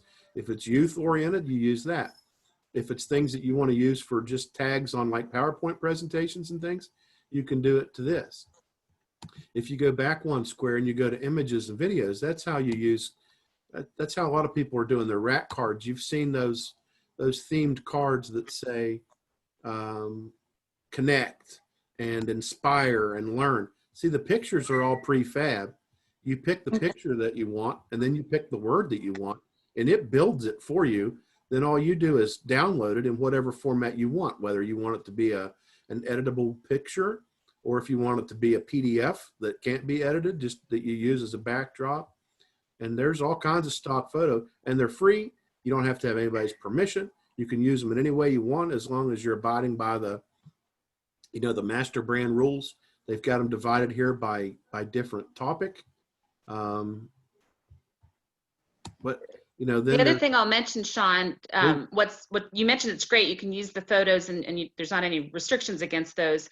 But the other thing you can do is you can plug in your own photos and then have the language and the wording, the template on top of that. So we've done that a lot for our clubs. Correct. And what I can certainly do is we can put together a little session kind of teaching people about Rotary Brand Center and then moving it over to Canva, because what you can do is download the logos from the one and then use them on Canva, which has a broader range of social media opportunities. So I'd be happy to do that for folks, and then we can share that on the video or YouTube page as well, if people are interested. Yeah, that'd be great. Well, that's fascinating. You don't know what you know until you're asked. I appreciate you letting me do a little hip shooting there, Kim. I guess I have learned something this year. There you go. Anybody else got anything? Yeah, I have a question for Amanda. Great. I'll mute myself. We have had a group at the Grafton Rotary Club, and have decided to go to a Facebook page because it markets us better. And so just want to make sure that I understand how that works. So let's suppose we do our first post on the Facebook page. And then the members of our club search for that and then share it. Okay. And so all of our friends will see it, correct? Correct. Correct. And if they like it, then it becomes part of their news feed. Is that correct? Yes. Okay, so that's how you kind of get it out there to everyone. We, as the Rotarians in our club, are going to pretty much have to share that to get it out to the community. Yes. Okay. And you definitely want to encourage your club members to do that. Facebook has this whole algorithm series that nobody really knows what the algorithm is behind the scenes, but you want to encourage your members to share and like, because that just increases the overall views and things of that nature. And then you can go one step further, which is to tag your members in those posts. And so that will expand the reach. And then if you're referencing any sort of business or other organizations, you want to tag them as well, because then that will show up on their news feeds and will broaden your reach. It's all about expanding that reach. I'm sorry, Sam? Yeah, so when say a friend of mine, after I share, likes it, what about their friends then? Does it become part of their news feed as well, or no? It would become a part of your friends' news feed, and then their friends could then like it and share it as well. So it just kind of branches out. Okay, how would their friends see it? They would see it on your friend's news feed that liked or shared it. Yeah. Gotcha. Okay, thank you. And then you can invite people to follow your club as well that are not just Rotarians. And so I would encourage you to do that. So once you have the page up and running, then there's a link on that page where you can invite friends to follow the page. And then that becomes something that they'll see in their news feed on a regular basis, your postings. Okay, great. Thank you, Amanda. Mm-hmm. And I just sent you an email, Sam, because you had contacted me about a presentation and I had replied, and I'm not sure if you got the reply back. So I just want to make sure you got that. Yeah, I did not. I hadn't gotten a reply back from you. Okay. So yeah, our evening group is utilizing some of our district chairs to learn, some things. We had Mark on the other day in regards to the website, and Deb is going to be talking about DAC-DB, give a basic, and I was hoping maybe you might be available to give some basics about public image. Sure, and I'm always willing to do that for any club, so I was glad that you reached out. I'm happy to do that. Great. Amanda, do you have some other areas that you have available to us that you haven't gone over yet tonight? Because I'm new at this, I'd like to know what other resources you have and what other areas. Sure. So I've given several different courses. And so we've done general topics that are, telling your Rotary story to try to get your club members to understand that they're the real public image ambassadors. And sometimes it sounds sort of cheesy to do that, but we realize that we're not necessarily the best, I think Sean said it earlier, storytellers of our own. And so we have to work with club members to do that. So we've had those types of discussions.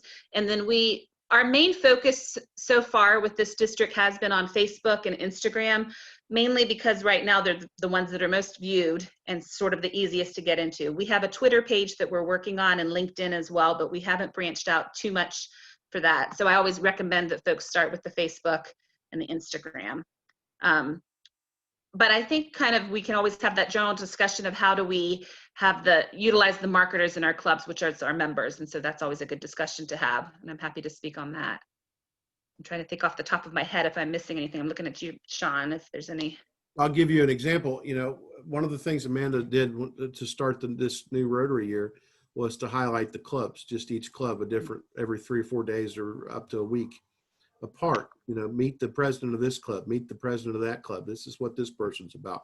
This is what their club is. And it provided an opportunity for, the 2,000 of us among the district to learn more about different parts of the district that we may not know anything about. I mean, I can tell you that Parkersburg is less than 2 hours away from me, and I don't know a whole lot about Parkersburg and the Wood County community. I'm getting there because I've visited with most of the clubs that are over there, and I've still got one left to go right before Thanksgiving. So where I'm going with this, the positive thing was I saw that certain clubs seized on that idea that she had doing that, and then each club started highlighting one of its members every week.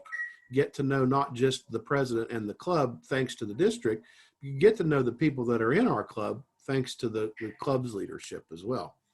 And Weston's been very good at that. And there's lots of the clubs are doing things like that. Just, I mean, here's who we are, here's what we're about. And, that's what's important about showcases. You can learn a lot just from going on there and checking things out. And if you're not sure what you want to learn about, you can go to the Learning Center, and it has a gazillion different topics you can go in there and learn things about, and then apply what you've learned to what's out there, and then where to draw your attention. You know where to focus. So, And we've also focused on calendaring, scheduling, utilizing the calendar year of how to promote your fundraiser or your service project so that it's not just it's something that you planned ahead, and how to do that through social media.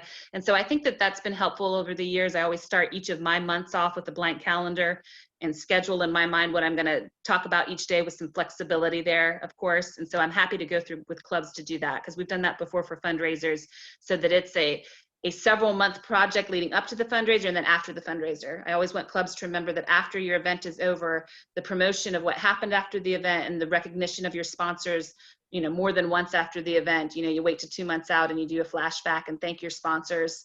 And they love that. They love the idea that, hey, this organization is still thinking of us after the fact and recognizing us. And so that's good bang for our buck if we're going to look at who to donate to. Right on. The answer that I had when you asked that question, Karen, was what other avenues there are out there that you can help advance your cause and draw attention to yourself. I mean, there are other things like Instagram and Twitter, and I know they exist. I have a rough understanding of what they are. I don't use them. I don't. I'm the age demographic that I am, so I'm kind of like the Facebook troll, and that's usually where I focus most of my attention. And knock on wood, it works. But I know that Amanda's much more familiar with some of those other media than I am, and I don't know whether if that helps answer your question or maybe gives you a different answer to your question. But I'm glad we have the young people in the evening club. I can do Facebook, but I'm not going to be an administrator, that kind of thing. That I leave that to the Amandas. She said something that I have said for years and fought with my engineers because they were the worst marketers ever. Everyone is a marketer, and that's what she's saying. Every one of us presents a public image, and every one of us is a marketer. So I like Amanda's attitude. I like where she's headed. Well, the stock induction ceremony, if you will, assuming that there is one of the things that it talks about is language that says, hey, once you put this pin on, after you've become a member of this club, you are now advertising not only yourself, but your club, your district, your zone, and all the other 1.2 million people that are wearing the same pin as you are. So, develop your elevator speech, your 30 seconds of why Rotary is important to you and why it could be important to somebody else. And maybe more than one version of that, depending on who your audience is. I mentioned earlier, I've done 41 club visits. I have never written down the first note to what it is that I want to deliver to those clubs when I visit. I'm sure that there are some common themes in all 41 of those presentations and discussions that I've had. But everyone has been different because every audience has been different. You can go to the Cheat Lake Club and have 81 people, most of which are wearing a tie. Or you can go to White Sulphur Springs where everybody's sitting outside with a glass of wine in their hand. Totally different crowd. And so as you're marketing, quote unquote marketing this organization by wearing that pin and being out where the rubber meets the road. I just think that's important. Of course, I'm a blue collar governor. You know, I'm just that guy, and I like talking to everybody. And I know that, you know, different groups need talked with in different ways. So go ahead, Ed. Amanda, I would be curious to know what your opinion is of the benefit of a club website. So there are two schools of thought on that. I still believe in the concept of a website because I do think that it gives the organization legitimacy. However, I know that it is very hard for clubs, some clubs, to maintain a website. So it is worse to have a website that is outdated and can't be maintained because that provides no information to anybody. So what I would suggest, if you have a situation where a club is trying to focus on where to put their efforts or where to put money, isn't necessarily an issue because you can do that without money. If you have concerns about that, you can utilize the district website, and Bonnie and Mark have done a great job because they have individual club pages on that site, and you can use your club page, that landing page, as your website, and you just have to feed them information. They get that updated very quickly for you, and then that way you can focus your time, I think, is better spent on social media and other avenues, and then utilizing the district website as your own website, if that makes sense. If you're to the point where you do have a website and you have issues about what should be on the website, that's a different discussion. Does that answer your question, Ed? Well, I'm considering a website for our club. Mm-hmm. Because now I guess I'm more for information. I will Google something and find a website instead of Facebook. And I apologize that I took a telephone call and I don't know whether I saw Sam speaking that we have a Facebook group instead of a page, which is wrong. So we're, I hope, in the process of rectifying that. Supposedly somebody's working on the page. But also considering the website through DACDB, where a lot of information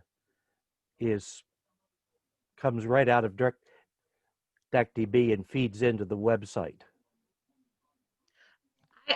Our club website is not through DACDB, so I cannot speak personally to that, although I do know several clubs use it. And that is just the same basic situation where you have to make sure DACDB is updated, because you just want to have good information on whatever type of site that you utilize. And if you utilize, if you're going in the direction of making your own website, which I think is fine, I still think you need to promote the website on your social media, on your new page that you're creating, because you need to drive people to it. You're going to get some people that look up, Rotary Club of so-and-so in Google, for example, that will find your site, but you're not too many. I mean, you're going to need to drive people to your website in order to get traction there. Amanda, in our business with the engineering company, every time we did a major change on our website, we not only advertised it on Facebook, but back in the olden days, as Sam probably says, that we even mailed out or made announcements and things like that. You're absolutely right. You have to drive them to it. But there is a place on Facebook that you could just click and go to the website. Right. And we have a very limited media outlet for us in Grafton in our area. We've gone to 2 days a week and they're hardly publishing anything local. Okay. That's part of the problem. The other part of the problem that I see, which a website may be an advantage for, is we're trying we're a bedroom community basically, and we're trying to get more people in our club or evening club and that kind of thing. And people relate to people. And if they go on the website and they see Amanda, she's interested in this, she has this kind of background, I really wouldn't mind meeting, maybe working with her. I think it's also a promotional awareness of the depth of a club and the people in that club. Now, that's just my personal outlook on it. I think that's a great point, Karen. And I think it's important that you want to make your website personal to your club, that you don't have just a generic site that doesn't have personal pictures to your club on it. Yeah, very, very good point. Let me throw out one cautionary tale, Karen. You can in an attempt to get the message out in as many different ways or in avenues that you can think of, sometimes the message gets diluted, or You're right. or it becomes harder to find because you're not sure where to look.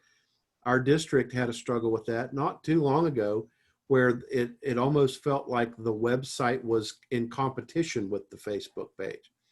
And that over time has leveled itself out.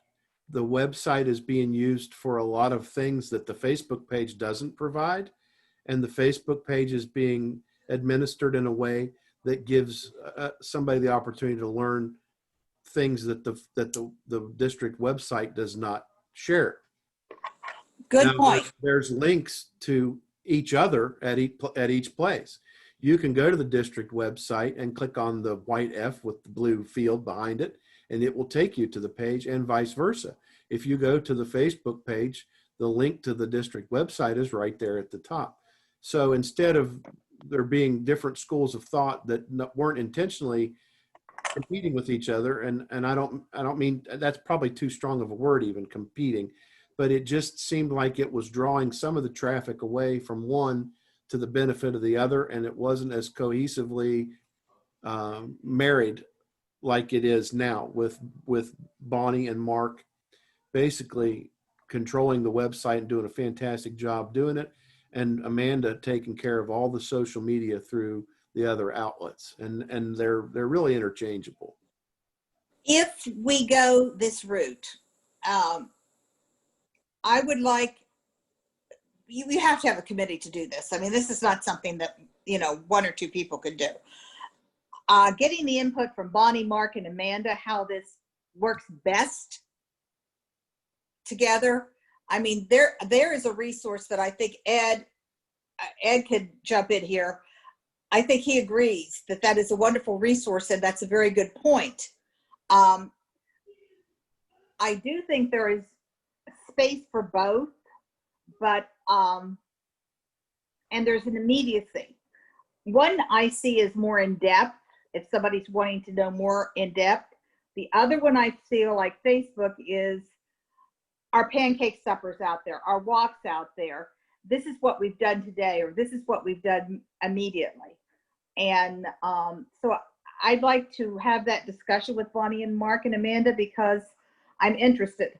I'm been so far away from this in my career that there's so many new technologies and new ways to do it. I need, and our committee, which will have lots of younger people on it, would need that input. Yep. Yeah, I think that's a good discussion to have. And and it's funny because I think you actually summarized it very well, which is the immediacy of social media, and then sort of the more permanent nature of a website to have that background information for people that are looking for more in-depth.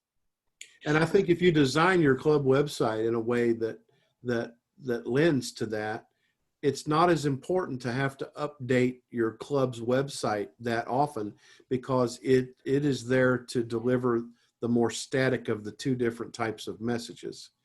Whereas with Facebook, you don't, if you had a district website calendar, you'd have to go in there and enter everything on it all the time, and you'd have to take things off as they pass.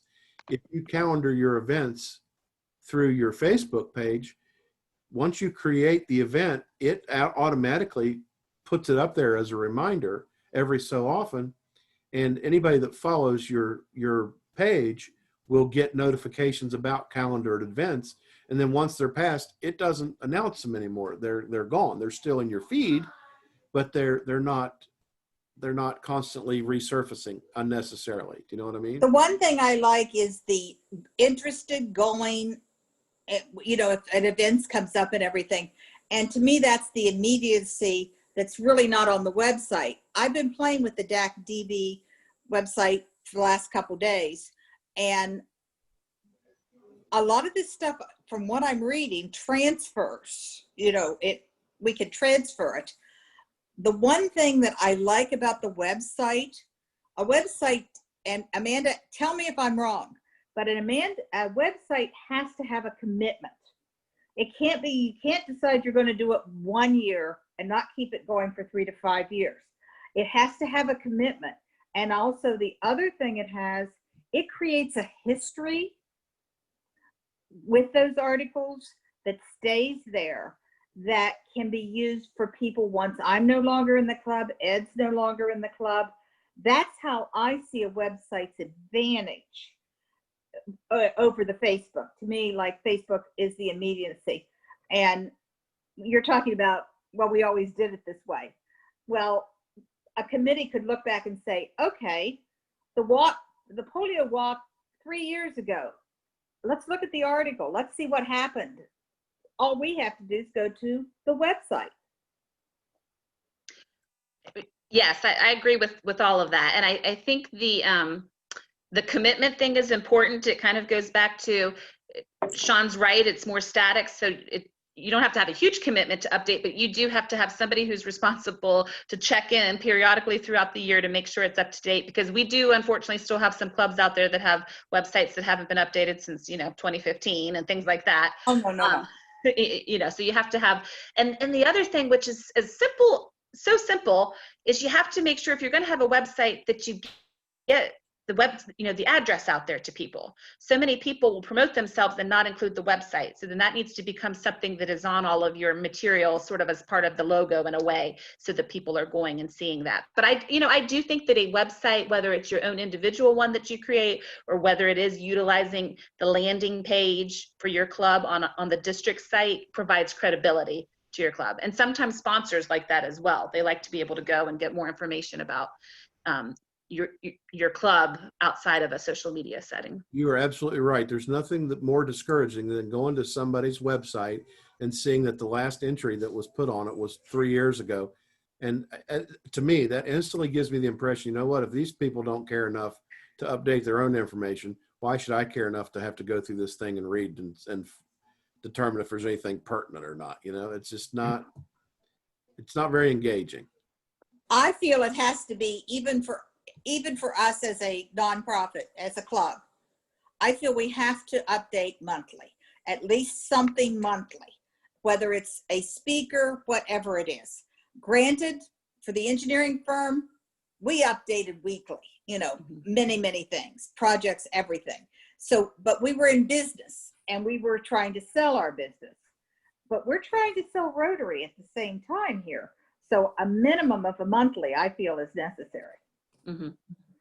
That's a good guideline. I believe, since we've been talking about the Grafton Club a little bit, as far as priorities, it's my opinion that the priority needs to be the Facebook page at this point in time, and not a website. I searched for our website page. It was a group. It must be gone. I was looking to see if our Saturday walkathon and road stop had been placed on Facebook. Well, apparently the group is gone. The page hasn't been developed, and there are things happening that the public needs to see, and they need to see it soon after it occurs. So I think, I'm talking about our club, I think we need to give a big priority to getting that Facebook page developed, and then getting things posted on it so that the people in our community can see what we're doing. And then once that's running smoothly, then take a look at a Facebook website, if that's the route that we want to go. Well, I'm not going to pick sides. I think they're all important, but I will tell you this. I have noticed one thing. If you went to the DAC-DB homepage at any time last year, there was always about 20 different articles and photographs of various clubs doing different things. And since about the 1st of May, there hasn't been one thing put on that DAC-DB homepage. So they're not using DAC as a media to share within the district and beyond, just in the Rotarian sense, what it is that's going on with their clubs. Now, whichever way your club sees fit that the primary goal should focus on, that's up to each individual club for sure. I see. I don't have a choice one way or the other. All I'm saying is we need to do some research, number one, before we make a decision on the website. This is not an overnight thing. And the Facebook, I agree with Sam, that page that you decided to do has to be up and running because that's immediate. But I'm just saying we need to do the research. That's why before I even have, and I'm on the board, if I even have a vote, I want to talk to Bonnie, Mark, and Amanda to find out more about this. Who updates the DAC DBs? Well, in a perfect world, each club has a communications officer, Kim. Okay. Now that's the official title in the Rotary sense. You don't have to have a communications chair by moniker as long as you've got somebody that's going in there and keeping that information current. It can be your president, it can be your secretary, it can be your sergeant army, it can be whoever you want to identify. But the importance is that somebody be identified, because Rotary in some areas concedes the fact that the best way to communicate with the clubs in the Rotary world is not necessarily through My Rotary, it's through DAC-DB. And if there's nobody identified in your club to serve in those roles, they don't have anybody they can reach out to. And neither does our district communications officer, Deb Halsey-Hunter, who's probably forgotten more about DAC than I'll ever know. And that's fine with me because DAC drives me crazy sometimes. But there's no way for her to be able to reach out to make sure that the clubs are getting the message. So that's a two-way street. We could have a DAC conversation on a whole separate evening and never discuss everything that needs discussed with it. Well, I've attended a couple of the DAC learning sessions that she's been doing, so I'm getting there. Yeah, they're fantastic. DAC will send everybody that has a profile on their website notice of the opportunities where they're going to have a new training session. They're only about 30 minutes long, and then there's like a 10-minute question and answer period. And if you've missed one, and if you want to learn more about DAC and the ways that it can help you promote social media, DAC-DB has an index of past events where you can go in and watch recordings of previous trainings on whatever topic you want to search for, and it will show you how to do that from that perspective. Hey, Amanda, question. You indicated a bit earlier that you could use the district website as the landing site. So if someone Googled Rotary clubs in Taylor County or in Grafton, it would take them to the district website. Is that correct? Correct. So you could utilize, each club has a landing page. Some are set up because clubs have utilized that and sent information to Bonnie and Mark, and you could utilize that landing page and put that in Facebook as your website. So you could do that temporarily too while you're trying to figure out what to do. Right. Yeah, that was my question. Does it just go to the home page of the district website, or can it land on the Grafton Rotary Club site? And you're saying, yes, it could land on. Correct. You could do it either way. I see, Sean, if you can try to open up one of the club pages. This is the home page. If you go to the map, that's the quickest way I know how to get there. Yeah. It shows you what the different regions are. And let's use your, can we pick on your club some more? Let's go to Region 5. And when you click on Region 5, it tells you which of the clubs are in that particular region. Lists the AG there as well. Now, if you click on one of those club names, it will take you to the landing page each club has been given as far as the information out there about each one. So, yeah. And I don't think we have anything. I think Mark did that the other day for us. It's just, and the only reason there's nothing there is because nothing's been submitted to Mark. Right, exactly. There are, let's try one of the bigger clubs in Mon County for a minute, like Cheat Lake. I'll bet. Yeah, that's what I was going to suggest, I think. Yeah, see, here's their landing page. So they've got their meeting time. They've got links to both their website and their Facebook page, and some information about the events that they've done. There's actually a video there about the regatta from last year. So whatever there is this way to provide information, which is what is Sam is in favor of. It's also a good example of what we've been talking about as far as staleness of the event. This was over a year ago, and it's still the top of what they've got. So what kind of message does that send? I don't know, but there's nothing on there since 14 months ago for sure. So Sean, do they have a separate web page also? Do I see? Yep, they have a link to a web page and a link to the let's just go and check it out if you want. And there's nobody nobody on this call from Chi Lake to defend themselves, but this is all public domain. So we'll go in here and break it down if you want to. I know the club. I got a problem with the fact that did you see that header? It's got the wrong district number on it. Let me go back there again. Rotary Club of Cheat Lake. Cody is the current president, so that's all current. Here's an article from April the 1st at the top of their feed. And then if you look here in this next graphic that comes up, it says districts right here, 7530. That's a problem. That doesn't exist anymore. But so this is a DACDB site. I was just going to point that out, Ed. It is, yes. Yeah, I can tell from the way it's laid out there. Yeah, that's a DACDB site. Okay. Well, let me take you, bear with me a second. If y'all want to keep talking, feel free. I can take you to the Fairmont Club's website, which is not DACDB based. It is,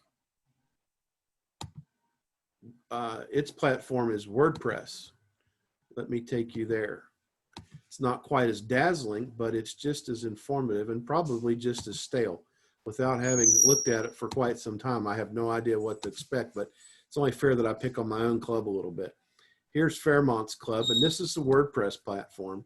And I can tell you that this site was designed to be just a landing spot for searches, so that if you wanted to know what was going on, you can go there.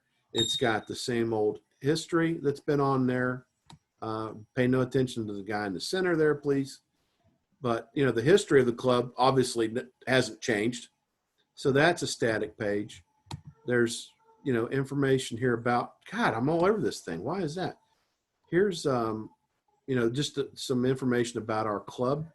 There's the membership criteria, which doesn't change unless your club and your board and God, there I am again. They really need to change this site. I'm sorry, guys, to continue to put you through this. I had no idea I was on there. Now, this is recent. This just happened not long ago. So someone's taken the time to, you know, update some of the graphics, but the contact page, it's got the email address, the mailing address. It's got the calendar of events. And then down at the bottom, it's got the link to the Facebook page. So I know I kind of went through that quickly, but that's an idea of what a site not based on DACDB can look like. See, there's Rotary Connects the World is actually last year. Oh, I see it. It's one for the other. So does that help at all? Or was that too much information? That helps. Thank you. Great. Greetings, Rick. Yeah, that was good. Thanks. Yeah. Sean, going back to the web page thing, as you know, Tina Cunningham takes care of the web page, I'm sorry, the Facebook page for the Weston Club. And of course, I liked it. And so I know everything that's going on at that Weston Club because she puts everything on there. And it comes in my news feed and on the Facebook page? On the Facebook page, yeah. My same website, I'm sorry. On the Facebook I don't know. page. I wanted to make sure I had it in my head correctly. Yep. Be it raffles, be it whatever, it's there. I can take you there. I can take you there if you'd like.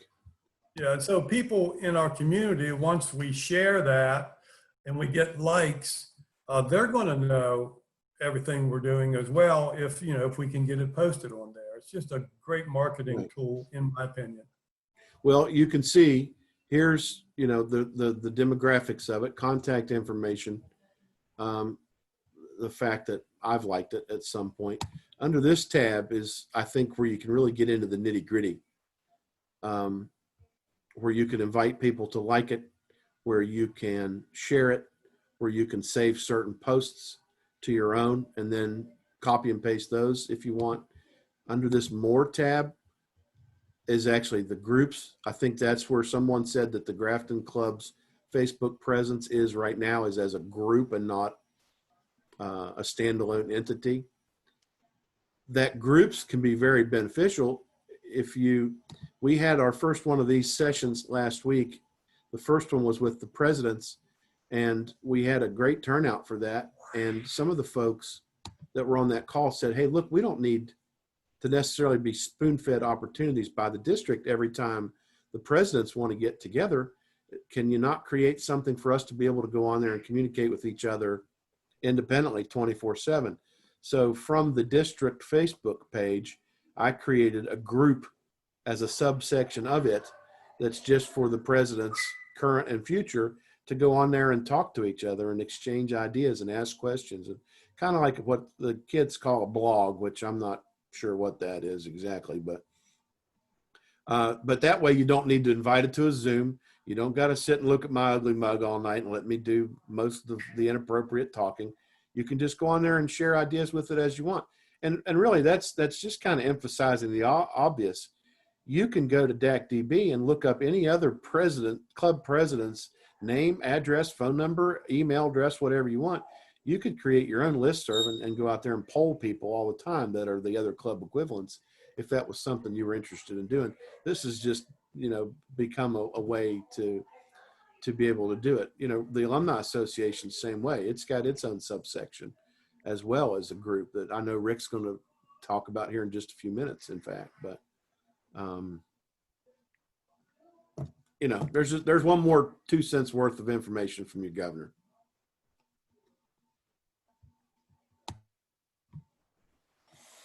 I've got 7:44 in the PM.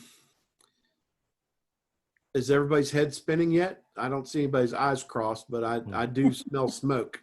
I think this has been a very special session. Can I give a plug for our club? Go ahead, please. So tomorrow, October the 29th, Hudson's Pizza is going to donate 25% of all orders if you call an order or go in and pick up, just say the word polio, and they're going to donate 25% back to us for the World Polio Day. Nothing would make me happier than to spend my day in Winfield tomorrow. I can tell you that right now. Come get a pizza. Unfortunately, I'm not going to be anywhere near there, but I am going to have the benefit of tomorrow is my official visit with the E-Club. And I feel like I've already visited with 41 other E-Clubs, and I know that that's kind of left a bad taste in the E-Club's mouth that they're not the exclusively virtual club membership meeting. But I am sure that anyone that would be interested in visiting with them and learning more about their club, not only is it going to be my official visit, which I hope is very minute part of the agenda, they're going to be receiving some awards for their activities that they've done in 19 and 20. And they're going to have some people acknowledged for some of the things they've done individually as well. So anybody that's interested to that, go into the E-Club's online presence and look them up and hit them up for an invitation to attend their meeting tomorrow night.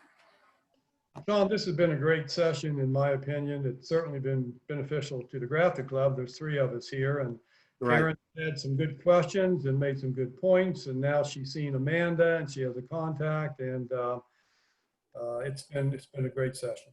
Well, I appreciate that, but I will say what I have said 100 times already this year. You do not have to be the smartest guy in the room if you surround yourself with all the smartest people. And with regard to public image and what made this session a success is because of the public image district chair that we've got going for us this year. Well, I appreciate that. Thank you. And as I mentioned before, I'm available to chat with any of you offline. further. I'm happy. I'm glad we got some good discussions. I also think you gave me some good direction of what we can do to offer in the future for the district.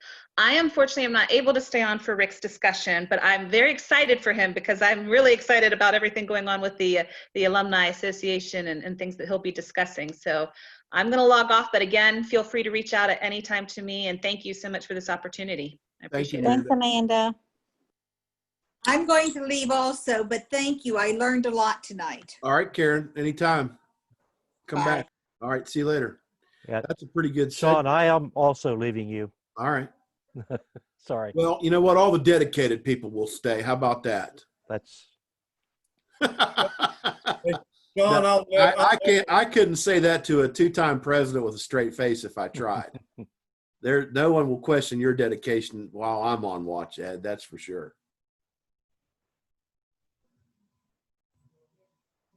I want you to know, I'll see you later.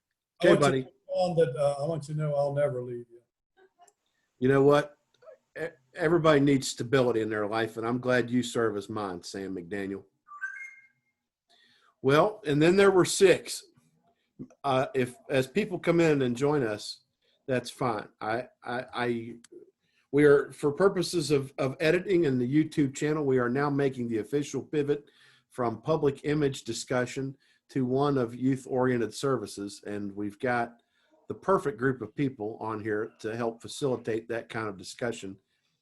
I'm very good about bragging, or try to be, because that's the way it should be when you've got so many resources and so many wonderful people on your team as we do this year. Dennis is a lifer in the youth services department. And I would say the same thing about Rick, were he not just a couple months younger than Dennis. So he has to wait till Dennis retires before he can become the next lifer. But these two guys, for those of you who may not know more about raising other people's kids than anybody I know, because they've done it for years. And the youth-oriented services of this district of Ohio Erie, and really the Rotary world in general, has taken a big hit because of this pandemic. You know, you can't entice 13-year-old people to sit in front of a laptop for more than 10 minutes unless there's a game on the screen. So to try to pull off the virtual version of things that the adults do, I can't imagine being easy, if even possible or practical. So a lot of the things that we had planned and a lot of things that we're used to doing have kind of had to switch gears and even be put on hold in large part. But at the same time, before I shut up and let these two fellows talk and share their thoughts and let you ask questions of them, they are both working no less hard now than they would be were the world back to the way it was before this all happened. I know that Dennis recently came from our parent organization or parent supervisory group of Ohio Erie, and there's lots to share about what Ryla's going to look like in the future. I was hoping Coop might be able to make it, but I know he's since taken on a new role vocationally. He is doing as much as he can to try to get us back on track with regard to Interact. I know Becky Hunn and Rebecca Pack are doing the same thing with Rotaract, and Rick's been doing the same thing with alumni, and I won't steal his thunder. I'll let him tell you about all of his successes himself. But I just let it be known that I appreciate both of you gentlemen for everything you do and everything you've done, everything you're going to do, whether you realize you're going to do it or not. But you can't quit yet. We've got to see this stuff through. So with that said, anybody that wants to just start this discussion any way they want, that would be lovely. Or maybe one of the others that I haven't mentioned, Sam, Martin, or Kim, might have a question or just want to talk about what's going on with youth-oriented services in their own locale. We've already heard a little bit about penny wars and the inability to get into the school, and everybody in the Grafton Club's a former educator one way or another. I can't imagine how frustrating that's been for your club, Sam. But anybody wants to just start talking so that I can stop, please feel free. Yeah, to Dennis, can you share what you think Ryla might look like next year? What are the possible scenarios?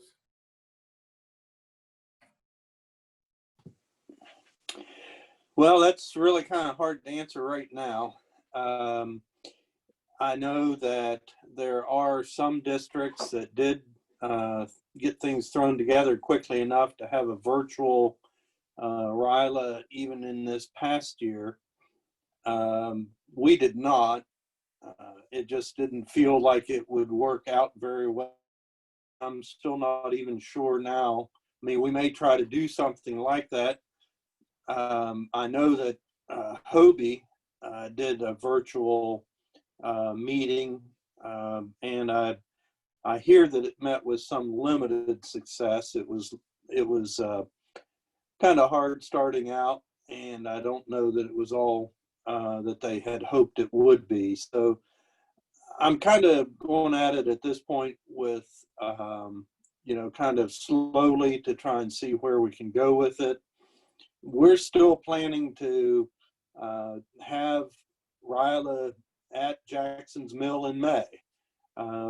Is that going to happen? I don't know. I mean, at this point, you certainly can't predict that far ahead. And it would be very tough to say one way or the other what's going to happen with that. I think if we don't have it, we're going to have to figure something that we can do virtually. I don't want to wait 2 years and not have something. And I really would like to have something over the winter for the kids that missed last year. So, but also at the same time,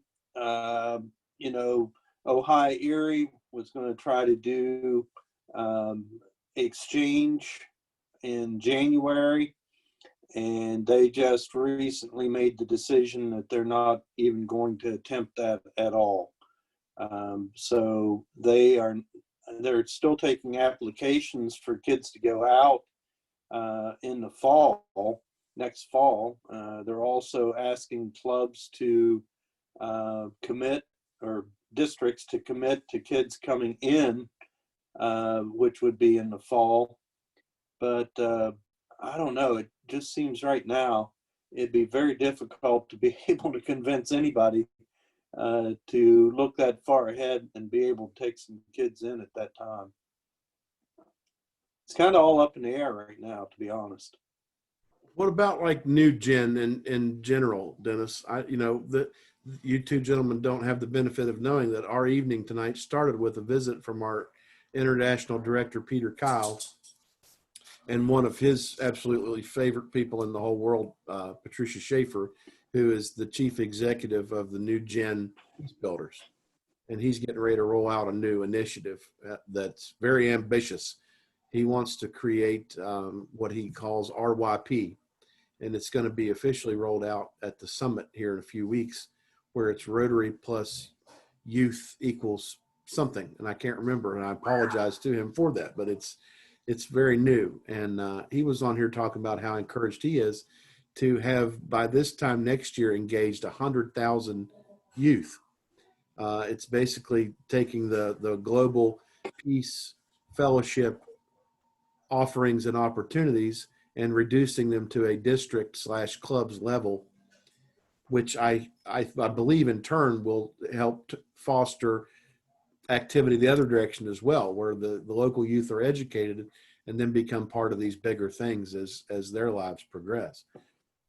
So, how does that fit into the equation as you see it? In a time where, Fairmont State had just created a brand new Rotaract club last fall, and 4 months later, all the kids from Fairmont got shipped back to their native countries, and I haven't heard from any of them since. So that's definitely been a step in the wrong direction for that particular Rotaract club. And I don't know that there's that much going on with the other, but there's so many different things you could talk about. What does that fit into the equation at all? The new gen, activity and efforts? Well, again, it sounds like from the discussion that was in the beginning of this meeting, it sounds like that's going to take place, next year. And of course, hopefully we'll be in a situation where that can happen, where they can meet with the students and have those training sessions and things like that, which is the, Rotary plus youth plus peace, and being a part of that. So I'm hoping that, it'd be great to have something like that at RILA when we have RILA in May. I mean, that's certainly what I would be looking forward to doing right at this point. Is that going to happen 100%? I don't know. I mean, who knows where we'll be at that time. There is also the new generations exchanges, which are another set of exchanges that deal with younger adults, which is ones who are not eligible to go on a youth exchange because they're too old for the youth exchange. And some of the districts that are in Ohio Erie have done some of those before. And they're a little easier than regular youth exchanges because you don't have to worry about all the protection policies and things that you have with underage students from the United States. And it's a little simpler to get them out there. But again, I mean, do you want to go to Germany right now? Well, my understanding from that new gen, which is, like you said, traditionally the age group of like what I see as Rotaractors, that 18 Right. to 30, a lot of the opportunities for them this year is going to be a virtual exchange as well. Yes, I think that's probably right. And I think that, this past year over the summer, we have those summer exchanges, those short-term exchanges, and they did some of those virtually through Ohio Erie this year. Again, with somewhat limited success. And some of the kids wanted to do them, some didn't, some that had signed up for them. Ohio Erie had done up to 60 to 80 of those exchanges in the past. And I think they had about 30 kids that signed up for it, and probably less than, well, I would say probably 20 of those actually did some kind of virtual exchange over the summer. Let me ask you this: instead of the traditional youth exchange where you go from one country to another, our district, as big as it is now, is culturally diverse from Weirton to Williamson. Is there any way that maybe we could consider doing a statewide exchange, kind of like they did when I was in school coming up, where they, I went to Woodrow Wilson one time for a week as a Morgantown High student down in Beckley. So, I would think that would be like that maybe we could pull off. Maybe people might be willing to consider. I mean, you wouldn't have the fear of the intercontinental travel. You wouldn't have the you'd just be in a different place, in a different part. And if something went awry, half a day's drive, you could be there to fix it, or pick up your kid. Well, yeah. And the trouble with international exchange right now is our kids can't get visas. Yeah. Well, and I understand that we come from a theory of government that we're not really excited about having people from other lands come visit us either. I'm not. That's right. I'm not that socio spooked or whatever that new word is I heard, as some are. But I already live 10 miles outside of Morgantown, where everything gets weird once a year anyway. I'm not sure I'd want to invite more weirdness, intentionally to our community or anybody else's. Right. I had the benefit of being at a polio event last night with the Kingwood Club, and just the difference in the way that they are comfortable interacting compared to, like Huntington, where everybody's wearing 2 masks. Is there's just right. some disparity among the different communities within our own district. It boggles my mind. I never know who's right and who's wrong. I just try to stay safe and healthy no matter where I am, what I'm doing, or who I'm hanging out with. Well, if you're thinking about a state, as you well know, in our society, as litigious as we are, that it kind of puts the fear in you to even put together some sort of meeting or something that somebody may get sick from. I mean, I'd hate to be in a situation where I held our normal golf tournament and somebody got sick from it, Well, and that who knows what can happen. that's part of the motivating defeat of planning the district conference right now is we just don't know. And I'm sorry to get off topic. We're not really talking about youth, although the district conference is being contemplated and including all the youth this year for the first time. It's hard to get ambitious about planning an event that 2 months before you have it, you may have to completely alter and go online with. It's not to say that we Right. can't do it, because that's exactly what happened to Pets. We had a great Pets planned in person, and with only about a month's notice, it became a virtual experience. And, so did the International Convention this year. And I'm not so sure that the International Convention next year won't be virtual still in June. They just recently announced, I think it was day before yesterday, that the International Assembly that was to be held in person in Orlando in February for all the incoming district governors across the country and throughout the world is going to be a virtual experience this year. Wow. Which is a big Yeah, I hadn't heard that. I know, but better safe than sorry. My whole year is going to be COVID related, so I don't feel too sorry for him just yet, even though I did get to go through but there's inadvertent ways that we can make it just as valuable and enjoyable if we try hard enough, I think. Rick, you were going to add something there, and I think Well, I was going to say, if you do think about a statewide exchange, with your Flamingo relationships, could also possibly consider zone-wide exchanges. Well, we've got some neighboring districts and beyond. Like you say, there are 31 districts in the zone pair, and I don't know how that would be met. I know that some of the districts in Florida right now are strictly virtual. I don't know that somebody that distant would participate just because of, the patterns that we're seeing in some of those areas. But, we've got one district that's 12 miles away from where I'm sitting right now. It's a completely different district than 7305. They have a club in Mount Morris. There are clubs in West Virginia that are a part of that other district as well, over in the Eastern Panhandle. If you go south, as soon as you come out of the tunnels down there on 77, you're in 7570. So, yeah, those are just as easy to communicate with and move around. That's a good idea. I'd be inclined to reach out to those people and see what they thought about doing that. Now, here's my question: how many people in the North Central West Virginia and Putnam, for the benefits of including Kim in the discussion as well, how many host families are going to be anxious about having somebody else's kid in their house? That's the other problem. Yeah.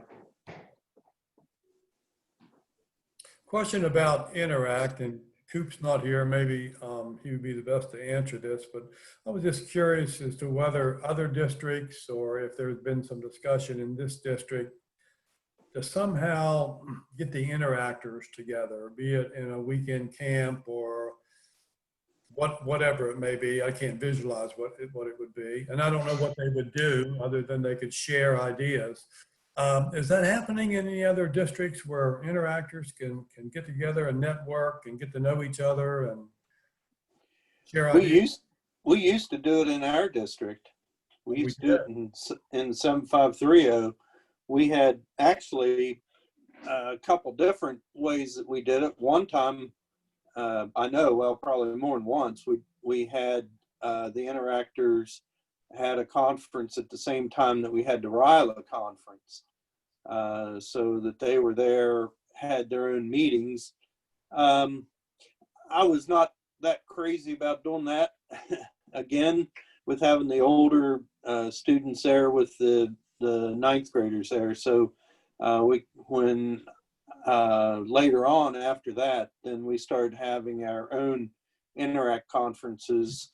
We had couple times we had one in the fall and one in the spring, and it was really not much more than just getting the students together to talk about things. We even had elections and had a district governor appointed, and we had them come to the district conference, and you know, but it takes some time with somebody that wants to organize that. Right. So was that an overnight thing, Dennis? Yes. Yeah, we had it at Jackson's Mill, weekend at Jackson's Mill. Okay, were you the organizer then? I was, yeah. And you say the interactors were even invited to the district conference, or just the officers, or? We just, usually we had whoever was the district governor, and maybe we had an assistant governor. Maybe a couple of them would come to the district conference, and they would have a time on the program and make a presentation. And the times that I did it, the kids came and stayed for the whole weekend at the district conference. Okay. Well, I'm very much intent on having the Rotaract students that are able to have a presence at the district conference. And it's probably a little late in the game for me to create a Rotaract Pets, because that just wouldn't be my gig unless I volunteer to do it, with Pets being, you know, Coop's project this year. But I can see that happening. I think it's going to take more than a committee of a couple, which is what we have right now on our district interact committee. But Sam, I'll also tell you that I know of one district that they have a conference, and I think it's North Carolina, and they have a meeting of their interact clubs, and they probably have 150 interact kids at the conference. Dennis, do you remember what kinds of things you had them doing, you know, versus a RILA? Well, we did some icebreaker sort of things. We did some of the training. I could see where you could do a Stop Hunger Now or Rise Against Hunger program. And we had, of course, we had the youth exchange come and talk about doing youth exchange, and just information on Rotary. But a lot of it was just opportunity for them to get to know each other through icebreakers and to just talk about what they're doing. And maybe sometimes we would contact them ahead of time and say, when you come, be prepared to talk about what your club's doing this year and make a presentation on what your club's doing. And that took up a good bit of time. So the icebreakers, you broke them into smaller groups then? And yes. Yep. Same way we do with Riley. Right. That's very interesting. That's the first time I've ever heard about there being an interact conference. And to answer your question, Sam, I don't know what the other districts are doing, only because we haven't had that discussion among the 31 of us. I don't know. But now that it's in my head, you can be sure that we're going to have a discussion about it, because I want to know what's going on. Well, the reason it's in my head is because, as you know, we plan on starting an interact club. I really don't know much about it at all. And then I started wondering, well, I read some of the literature too, and it sounded like there may have been some things going on where the various clubs got to interact with each other and so on. So that's why it makes sense to me. Well, you know, you have to consider at that time we had about 15 interact clubs too in the district. So it was quite a diverse group. How many do we have now, do you think, Dennis? Do you know? I would say a handful. I can tell you, efforts are being undertaken to figure out that precise answer to that question. There's a lot of stale historic data that has been passed down through the generations within our district. I know that Rotary International, God bless them, has not been very good at keeping good records as far as what's going on with the interact clubs within our district. I know that it seemed like a better pilot project to try to figure out where we are with regard to Rotaract for 75-45 this year, only because there were adult aged people involved. You didn't have to dig through consents. You didn't have to try to track down the last person that worked at the high school that may or may not still be there, or the principal that may or may not still be the principal. And there were only, I think, 6 Rotaract clubs at that time throughout the district. And, you know, Becky Hunn and her committee and all that was starting to get a lot of steam behind it until the pandemic hit. And then, you know, those efforts just kind of began to take a standstill because there's nobody here to compare notes with, or at least with regard to, we had 2 new ones start this past year, one in Fairmont, one in Parkersburg, and everything's just different. You know, college is not college right now. I don't know. Certainly, one of the things that could be discussed at an Interact conference would be the Alumni Association. Well, I was just going to go there, Sam. You know, as we talk about inviting alumni to the district conference, think about that. That means inviting Rotaract students, Interact students, RILA students. It's not just, you know, Rotarians who were, or, you know, who did a program that qualified them to be alums, but potentially it could be inviting everybody we know or we can get in touch with that is an alum of any one of those programs. And if we had enough of them, we could potentially group them or do things that would be specifically oriented to them and what would have been, or what was, or what could potentially be, you know, that Interact or Rotaract initiative within the district. You're talking about breakout sessions for the various groups then, right? Potentially. Yep. That reminds me, Rick, I've got a lead for you. It's going to take a little bit of legwork because this person was apprehensive to share a lot of personal information with me, and I didn't have any cards with me that had my information on them. But if you follow me, it may prove to add one more to your ranks. There was a lady last night at the Kingwood Rotary event, Pints for Polio at Alpine Lake. She was there as a friend / guest of Kingwood Club's treasurer, Ray, the State Farm agent. Ray. Okay. I can't remember Ray's last name. Okay, that's okay. We can get it from that. He is the Kingwood treasurer. Okay. He brought this lady with him as a guest to their event last night. She is a former exchange student. Okay. And she loves talking about that. She's not a Rotarian. I don't know that she aspires to be a Rotarian, but she loved talking about her experience and how much she appreciates and respects Rotary and what it does. Good. So Good. if you can, in fact, here, I feel like an idiot not remembering my own friend's last name. He's not been my friend that long, but he is still my friend. His name is Ray Thompson. Thompson. Okay. I have no idea who that what her name was, where she's from, but she lives in Kingwood. Okay. She's been gone for a while, and she's now back, and she just rah Rotary last night. And I said, well, Great. we have an alumni association that doesn't require you to become a Rotarian unless that's something you want to explore and do. But it certainly gives you an outlet to be able to talk with people who are like-minded and share past experiences with. And she seemed to be interested in that. Now, whether she'll reach out to me, I don't know. But if the chair of the new Rotary Alumni Association in our district would happen to reach out to her, I think she'd have a harder time telling you no than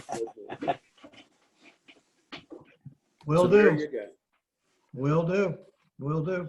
If you reach out to Ray, he can tell you who she is, I'll bet. Okay. I'll do that. I'll do that. By the way, also just before I forget about it, with our leadership summit coming up in November up in Pittsburgh, And with there being free registration, virtual attendance, I wrote to the organizers up there and said, hey, we've got a new alumni association down here in District 7545. Would anybody in our alumni association be open to registering for the leadership conference? And they said, absolutely, and sent some advertisements that we could use. Great. So we'll be getting that out to the alumni as well as, of course, as well as to all the Rotarians.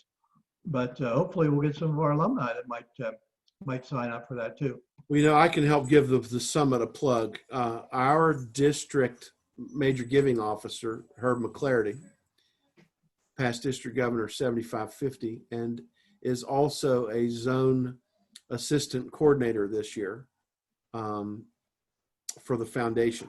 And he tells me about an opportunity called Friends of the Summit, where it's an advertising opportunity to be part of the literature that's going to be distributed to everyone that attends. And keep in mind, there are 40,000 Rotarians in the zone pair that can take advantage of being involved with the summit. I think there's a little bit of an expense. It's kind of like a house of friendship opportunity where they want a little bit of scratch thrown their way in order to be included in a lot of the announcements and things. And I know that the Alumni Association doesn't have a budget, but we do have the benefit of having our district treasurer on here. So if that's something that we might want to consider participating in, our own Herb McClarty had asked that we, explore that and promote the opportunity and see how many of the clubs and organizations, and maybe even just public industry, would be interested in participating in that as well. So there you go. If Herb asks you if I gave him a plug, you can honestly say yes now. Martin, Kim, are you all still on the call? I know you're darked out and you're muted. Here Kim's playing with her mouse right now. Kim, how familiar are you with all these youth-oriented programs and what's going on in Putnam County? What is it you want to see happen down there? What kind of questions do you have for all these wise old men that are on this call right now? I'm not familiar with any of the youth stuff. I know Brandon has been more involved with that. Every year, our club gives scholarships to high school students. So that's something I definitely need to learn more about because I really don't. Kim is the president-elect of the Putnam County Club, Rick, and Kim's club was one that I visited before we started making the governor's visit an official conduit for information about the new Alumni Association. So she didn't have the benefit of hearing me pump that up. That club is in a period of transition as well right now. They've got a young, newer guy, Brandon Porter, that's their president. Kim's going to follow him, but they've got some seasoned folks down there as well. And that club is growing and doing well as it can under the circumstances. And I think good things are going to come out of there. So Kim, hey, look, I don't think Rick's going anywhere yet. So he may very well be your alumni district chair next year as well, and somebody you want to work with to start exploring the potential of the youth things in Putnam. Okay, what's his last name? Falunas. It should be right there on your screen. Right on your screen there. But Kim, I can reach out to you and I can send you a list of people who may or may not have been sponsored by, actually who have been sponsored by or hosted by the Putnam Club over the last any number of years as a place maybe to even start about, with regard to alumni. Well, and may serve to benefit Putnam's club as well too, because it could be potential members that they could reach out to. Yeah, that would be a good place for us to kind of grow new members. Well, let me give Kim a compliment. I'll brag on Kim for a minute. I don't know her that well. I've met her. I've had dinner with her once, and I sat next to her at one of her club meetings once. But she is a woman of few words, but the ones that she utters are very much worth listening to. And she's got a lot of ambition and ideas for next year, and I'm excited to see what she ends up doing in her leadership of that club that's coming up sooner than you think, Kim. It's almost Pets time. I know. It'll be here before we know it. That's right. Hopefully we'll have a vaccine before then. I know. I know. I know. That's Putnam's pretty hot right now, and everybody's very mindful of what's going on with the pandemic right there, as they should be. Actually, Kim, I can tell you that we've got RI lists about 6 Rotary alumni. Believe it or not, 4 of them are listed, and 2 of them are listed as group study exchange, having participated, being sponsored by your club down there. Between, let me see, between 2003 and 2012. So I can get you those names and maybe we could track them down. That'd be great. Martin, if you're still there, anything from the Clarksburg perspective that you'd like to lend to the discussion? Martin, going once. Martin. Martin may be otherwise occupied. Well, Dennis, let me ask you a Raleigh question then. Our district website says that we're having it in May of 2021. And much like you're kind of up in the air as far as how you want to promote it and plan for it, kind of like I am with the district conference, I would presume. Are you going to have a rollout and start drawing attention to yourself and the event that's forthcoming one way or another, hopefully? You are muted, sir. Sorry about that. I will probably send out information on it in January. Okay. You know, start sending out applications, get the applications up online and all that. Usually I find with it being in May, if I send it out too early, the clubs put it aside and never see it again. But I'll probably send out applications and start promoting it sometime January, February, and then we'll go from there. If it, you know, we get people signed up for it, if it turns out that we have to go virtually, then we'll go virtually, but we'll get stuff sent out. Right. Well, speaking of planning, and I think it's appropriately positioned within this conversation, only because I foresee the district conference having a youth-oriented involvement and, you know, alumni grab as well to it. If any of you, lady and gentlemen, know of anyone in your clubs that would be interested in participating on the district conference planning committee, please feel free to steer them my way. We've got a solid core. It's going to take more than we've got in order to pull it off. I hate to disappoint people that we do all this planning and then it become a virtual event, but maybe there's an opportunity for it to become hybrid, in which case it may get very complicated and we've got a plan to do it both ways at the same time. But I think this district needs an opportunity to come together as long as it can be done in a safe and healthy fashion. And so anybody that wants to throw their hat in the ring and be part of that, or, you know, chair a subcommittee of it, or just be responsible for a task or two, they're more than welcome to assist. So keep your feelers out. Let me ask a question of Dennis, I guess, or others would be, you know, when we look back at PETS this year and what you did, Sean, with having multiple workshops, sessions, that kind of thing. Dennis, would there be opportunities for us to do something like that? It might be preparatory to, or could be, or that you could do. And then if we did have it actually physically, that would give you more time to do other kinds of things. Would there be ways that you could even begin thinking about splitting it so that you might do something, say, in March and something in April, and then come May, then you would have already had 2 opportunities. Why I say that now would be if you wait until January to start getting people interested, signed up, you might lose that opportunity for potential pre-conference activities, pre-RILA activities, you know, in say March and April or something like that. Well, I think the difficulty is getting the word out then from the clubs out to the students. Yeah.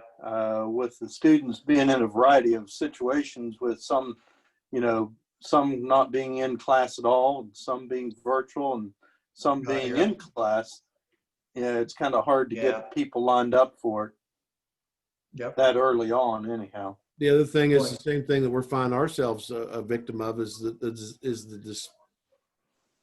the variety of resources that are available. Not every kid's got a laptop. Not every kid lives in a community with Wi-Fi. Not every kid has parents that give a what about whether they participate in programs or not, or making sure they're home from this in order to be able to attend that. I mean,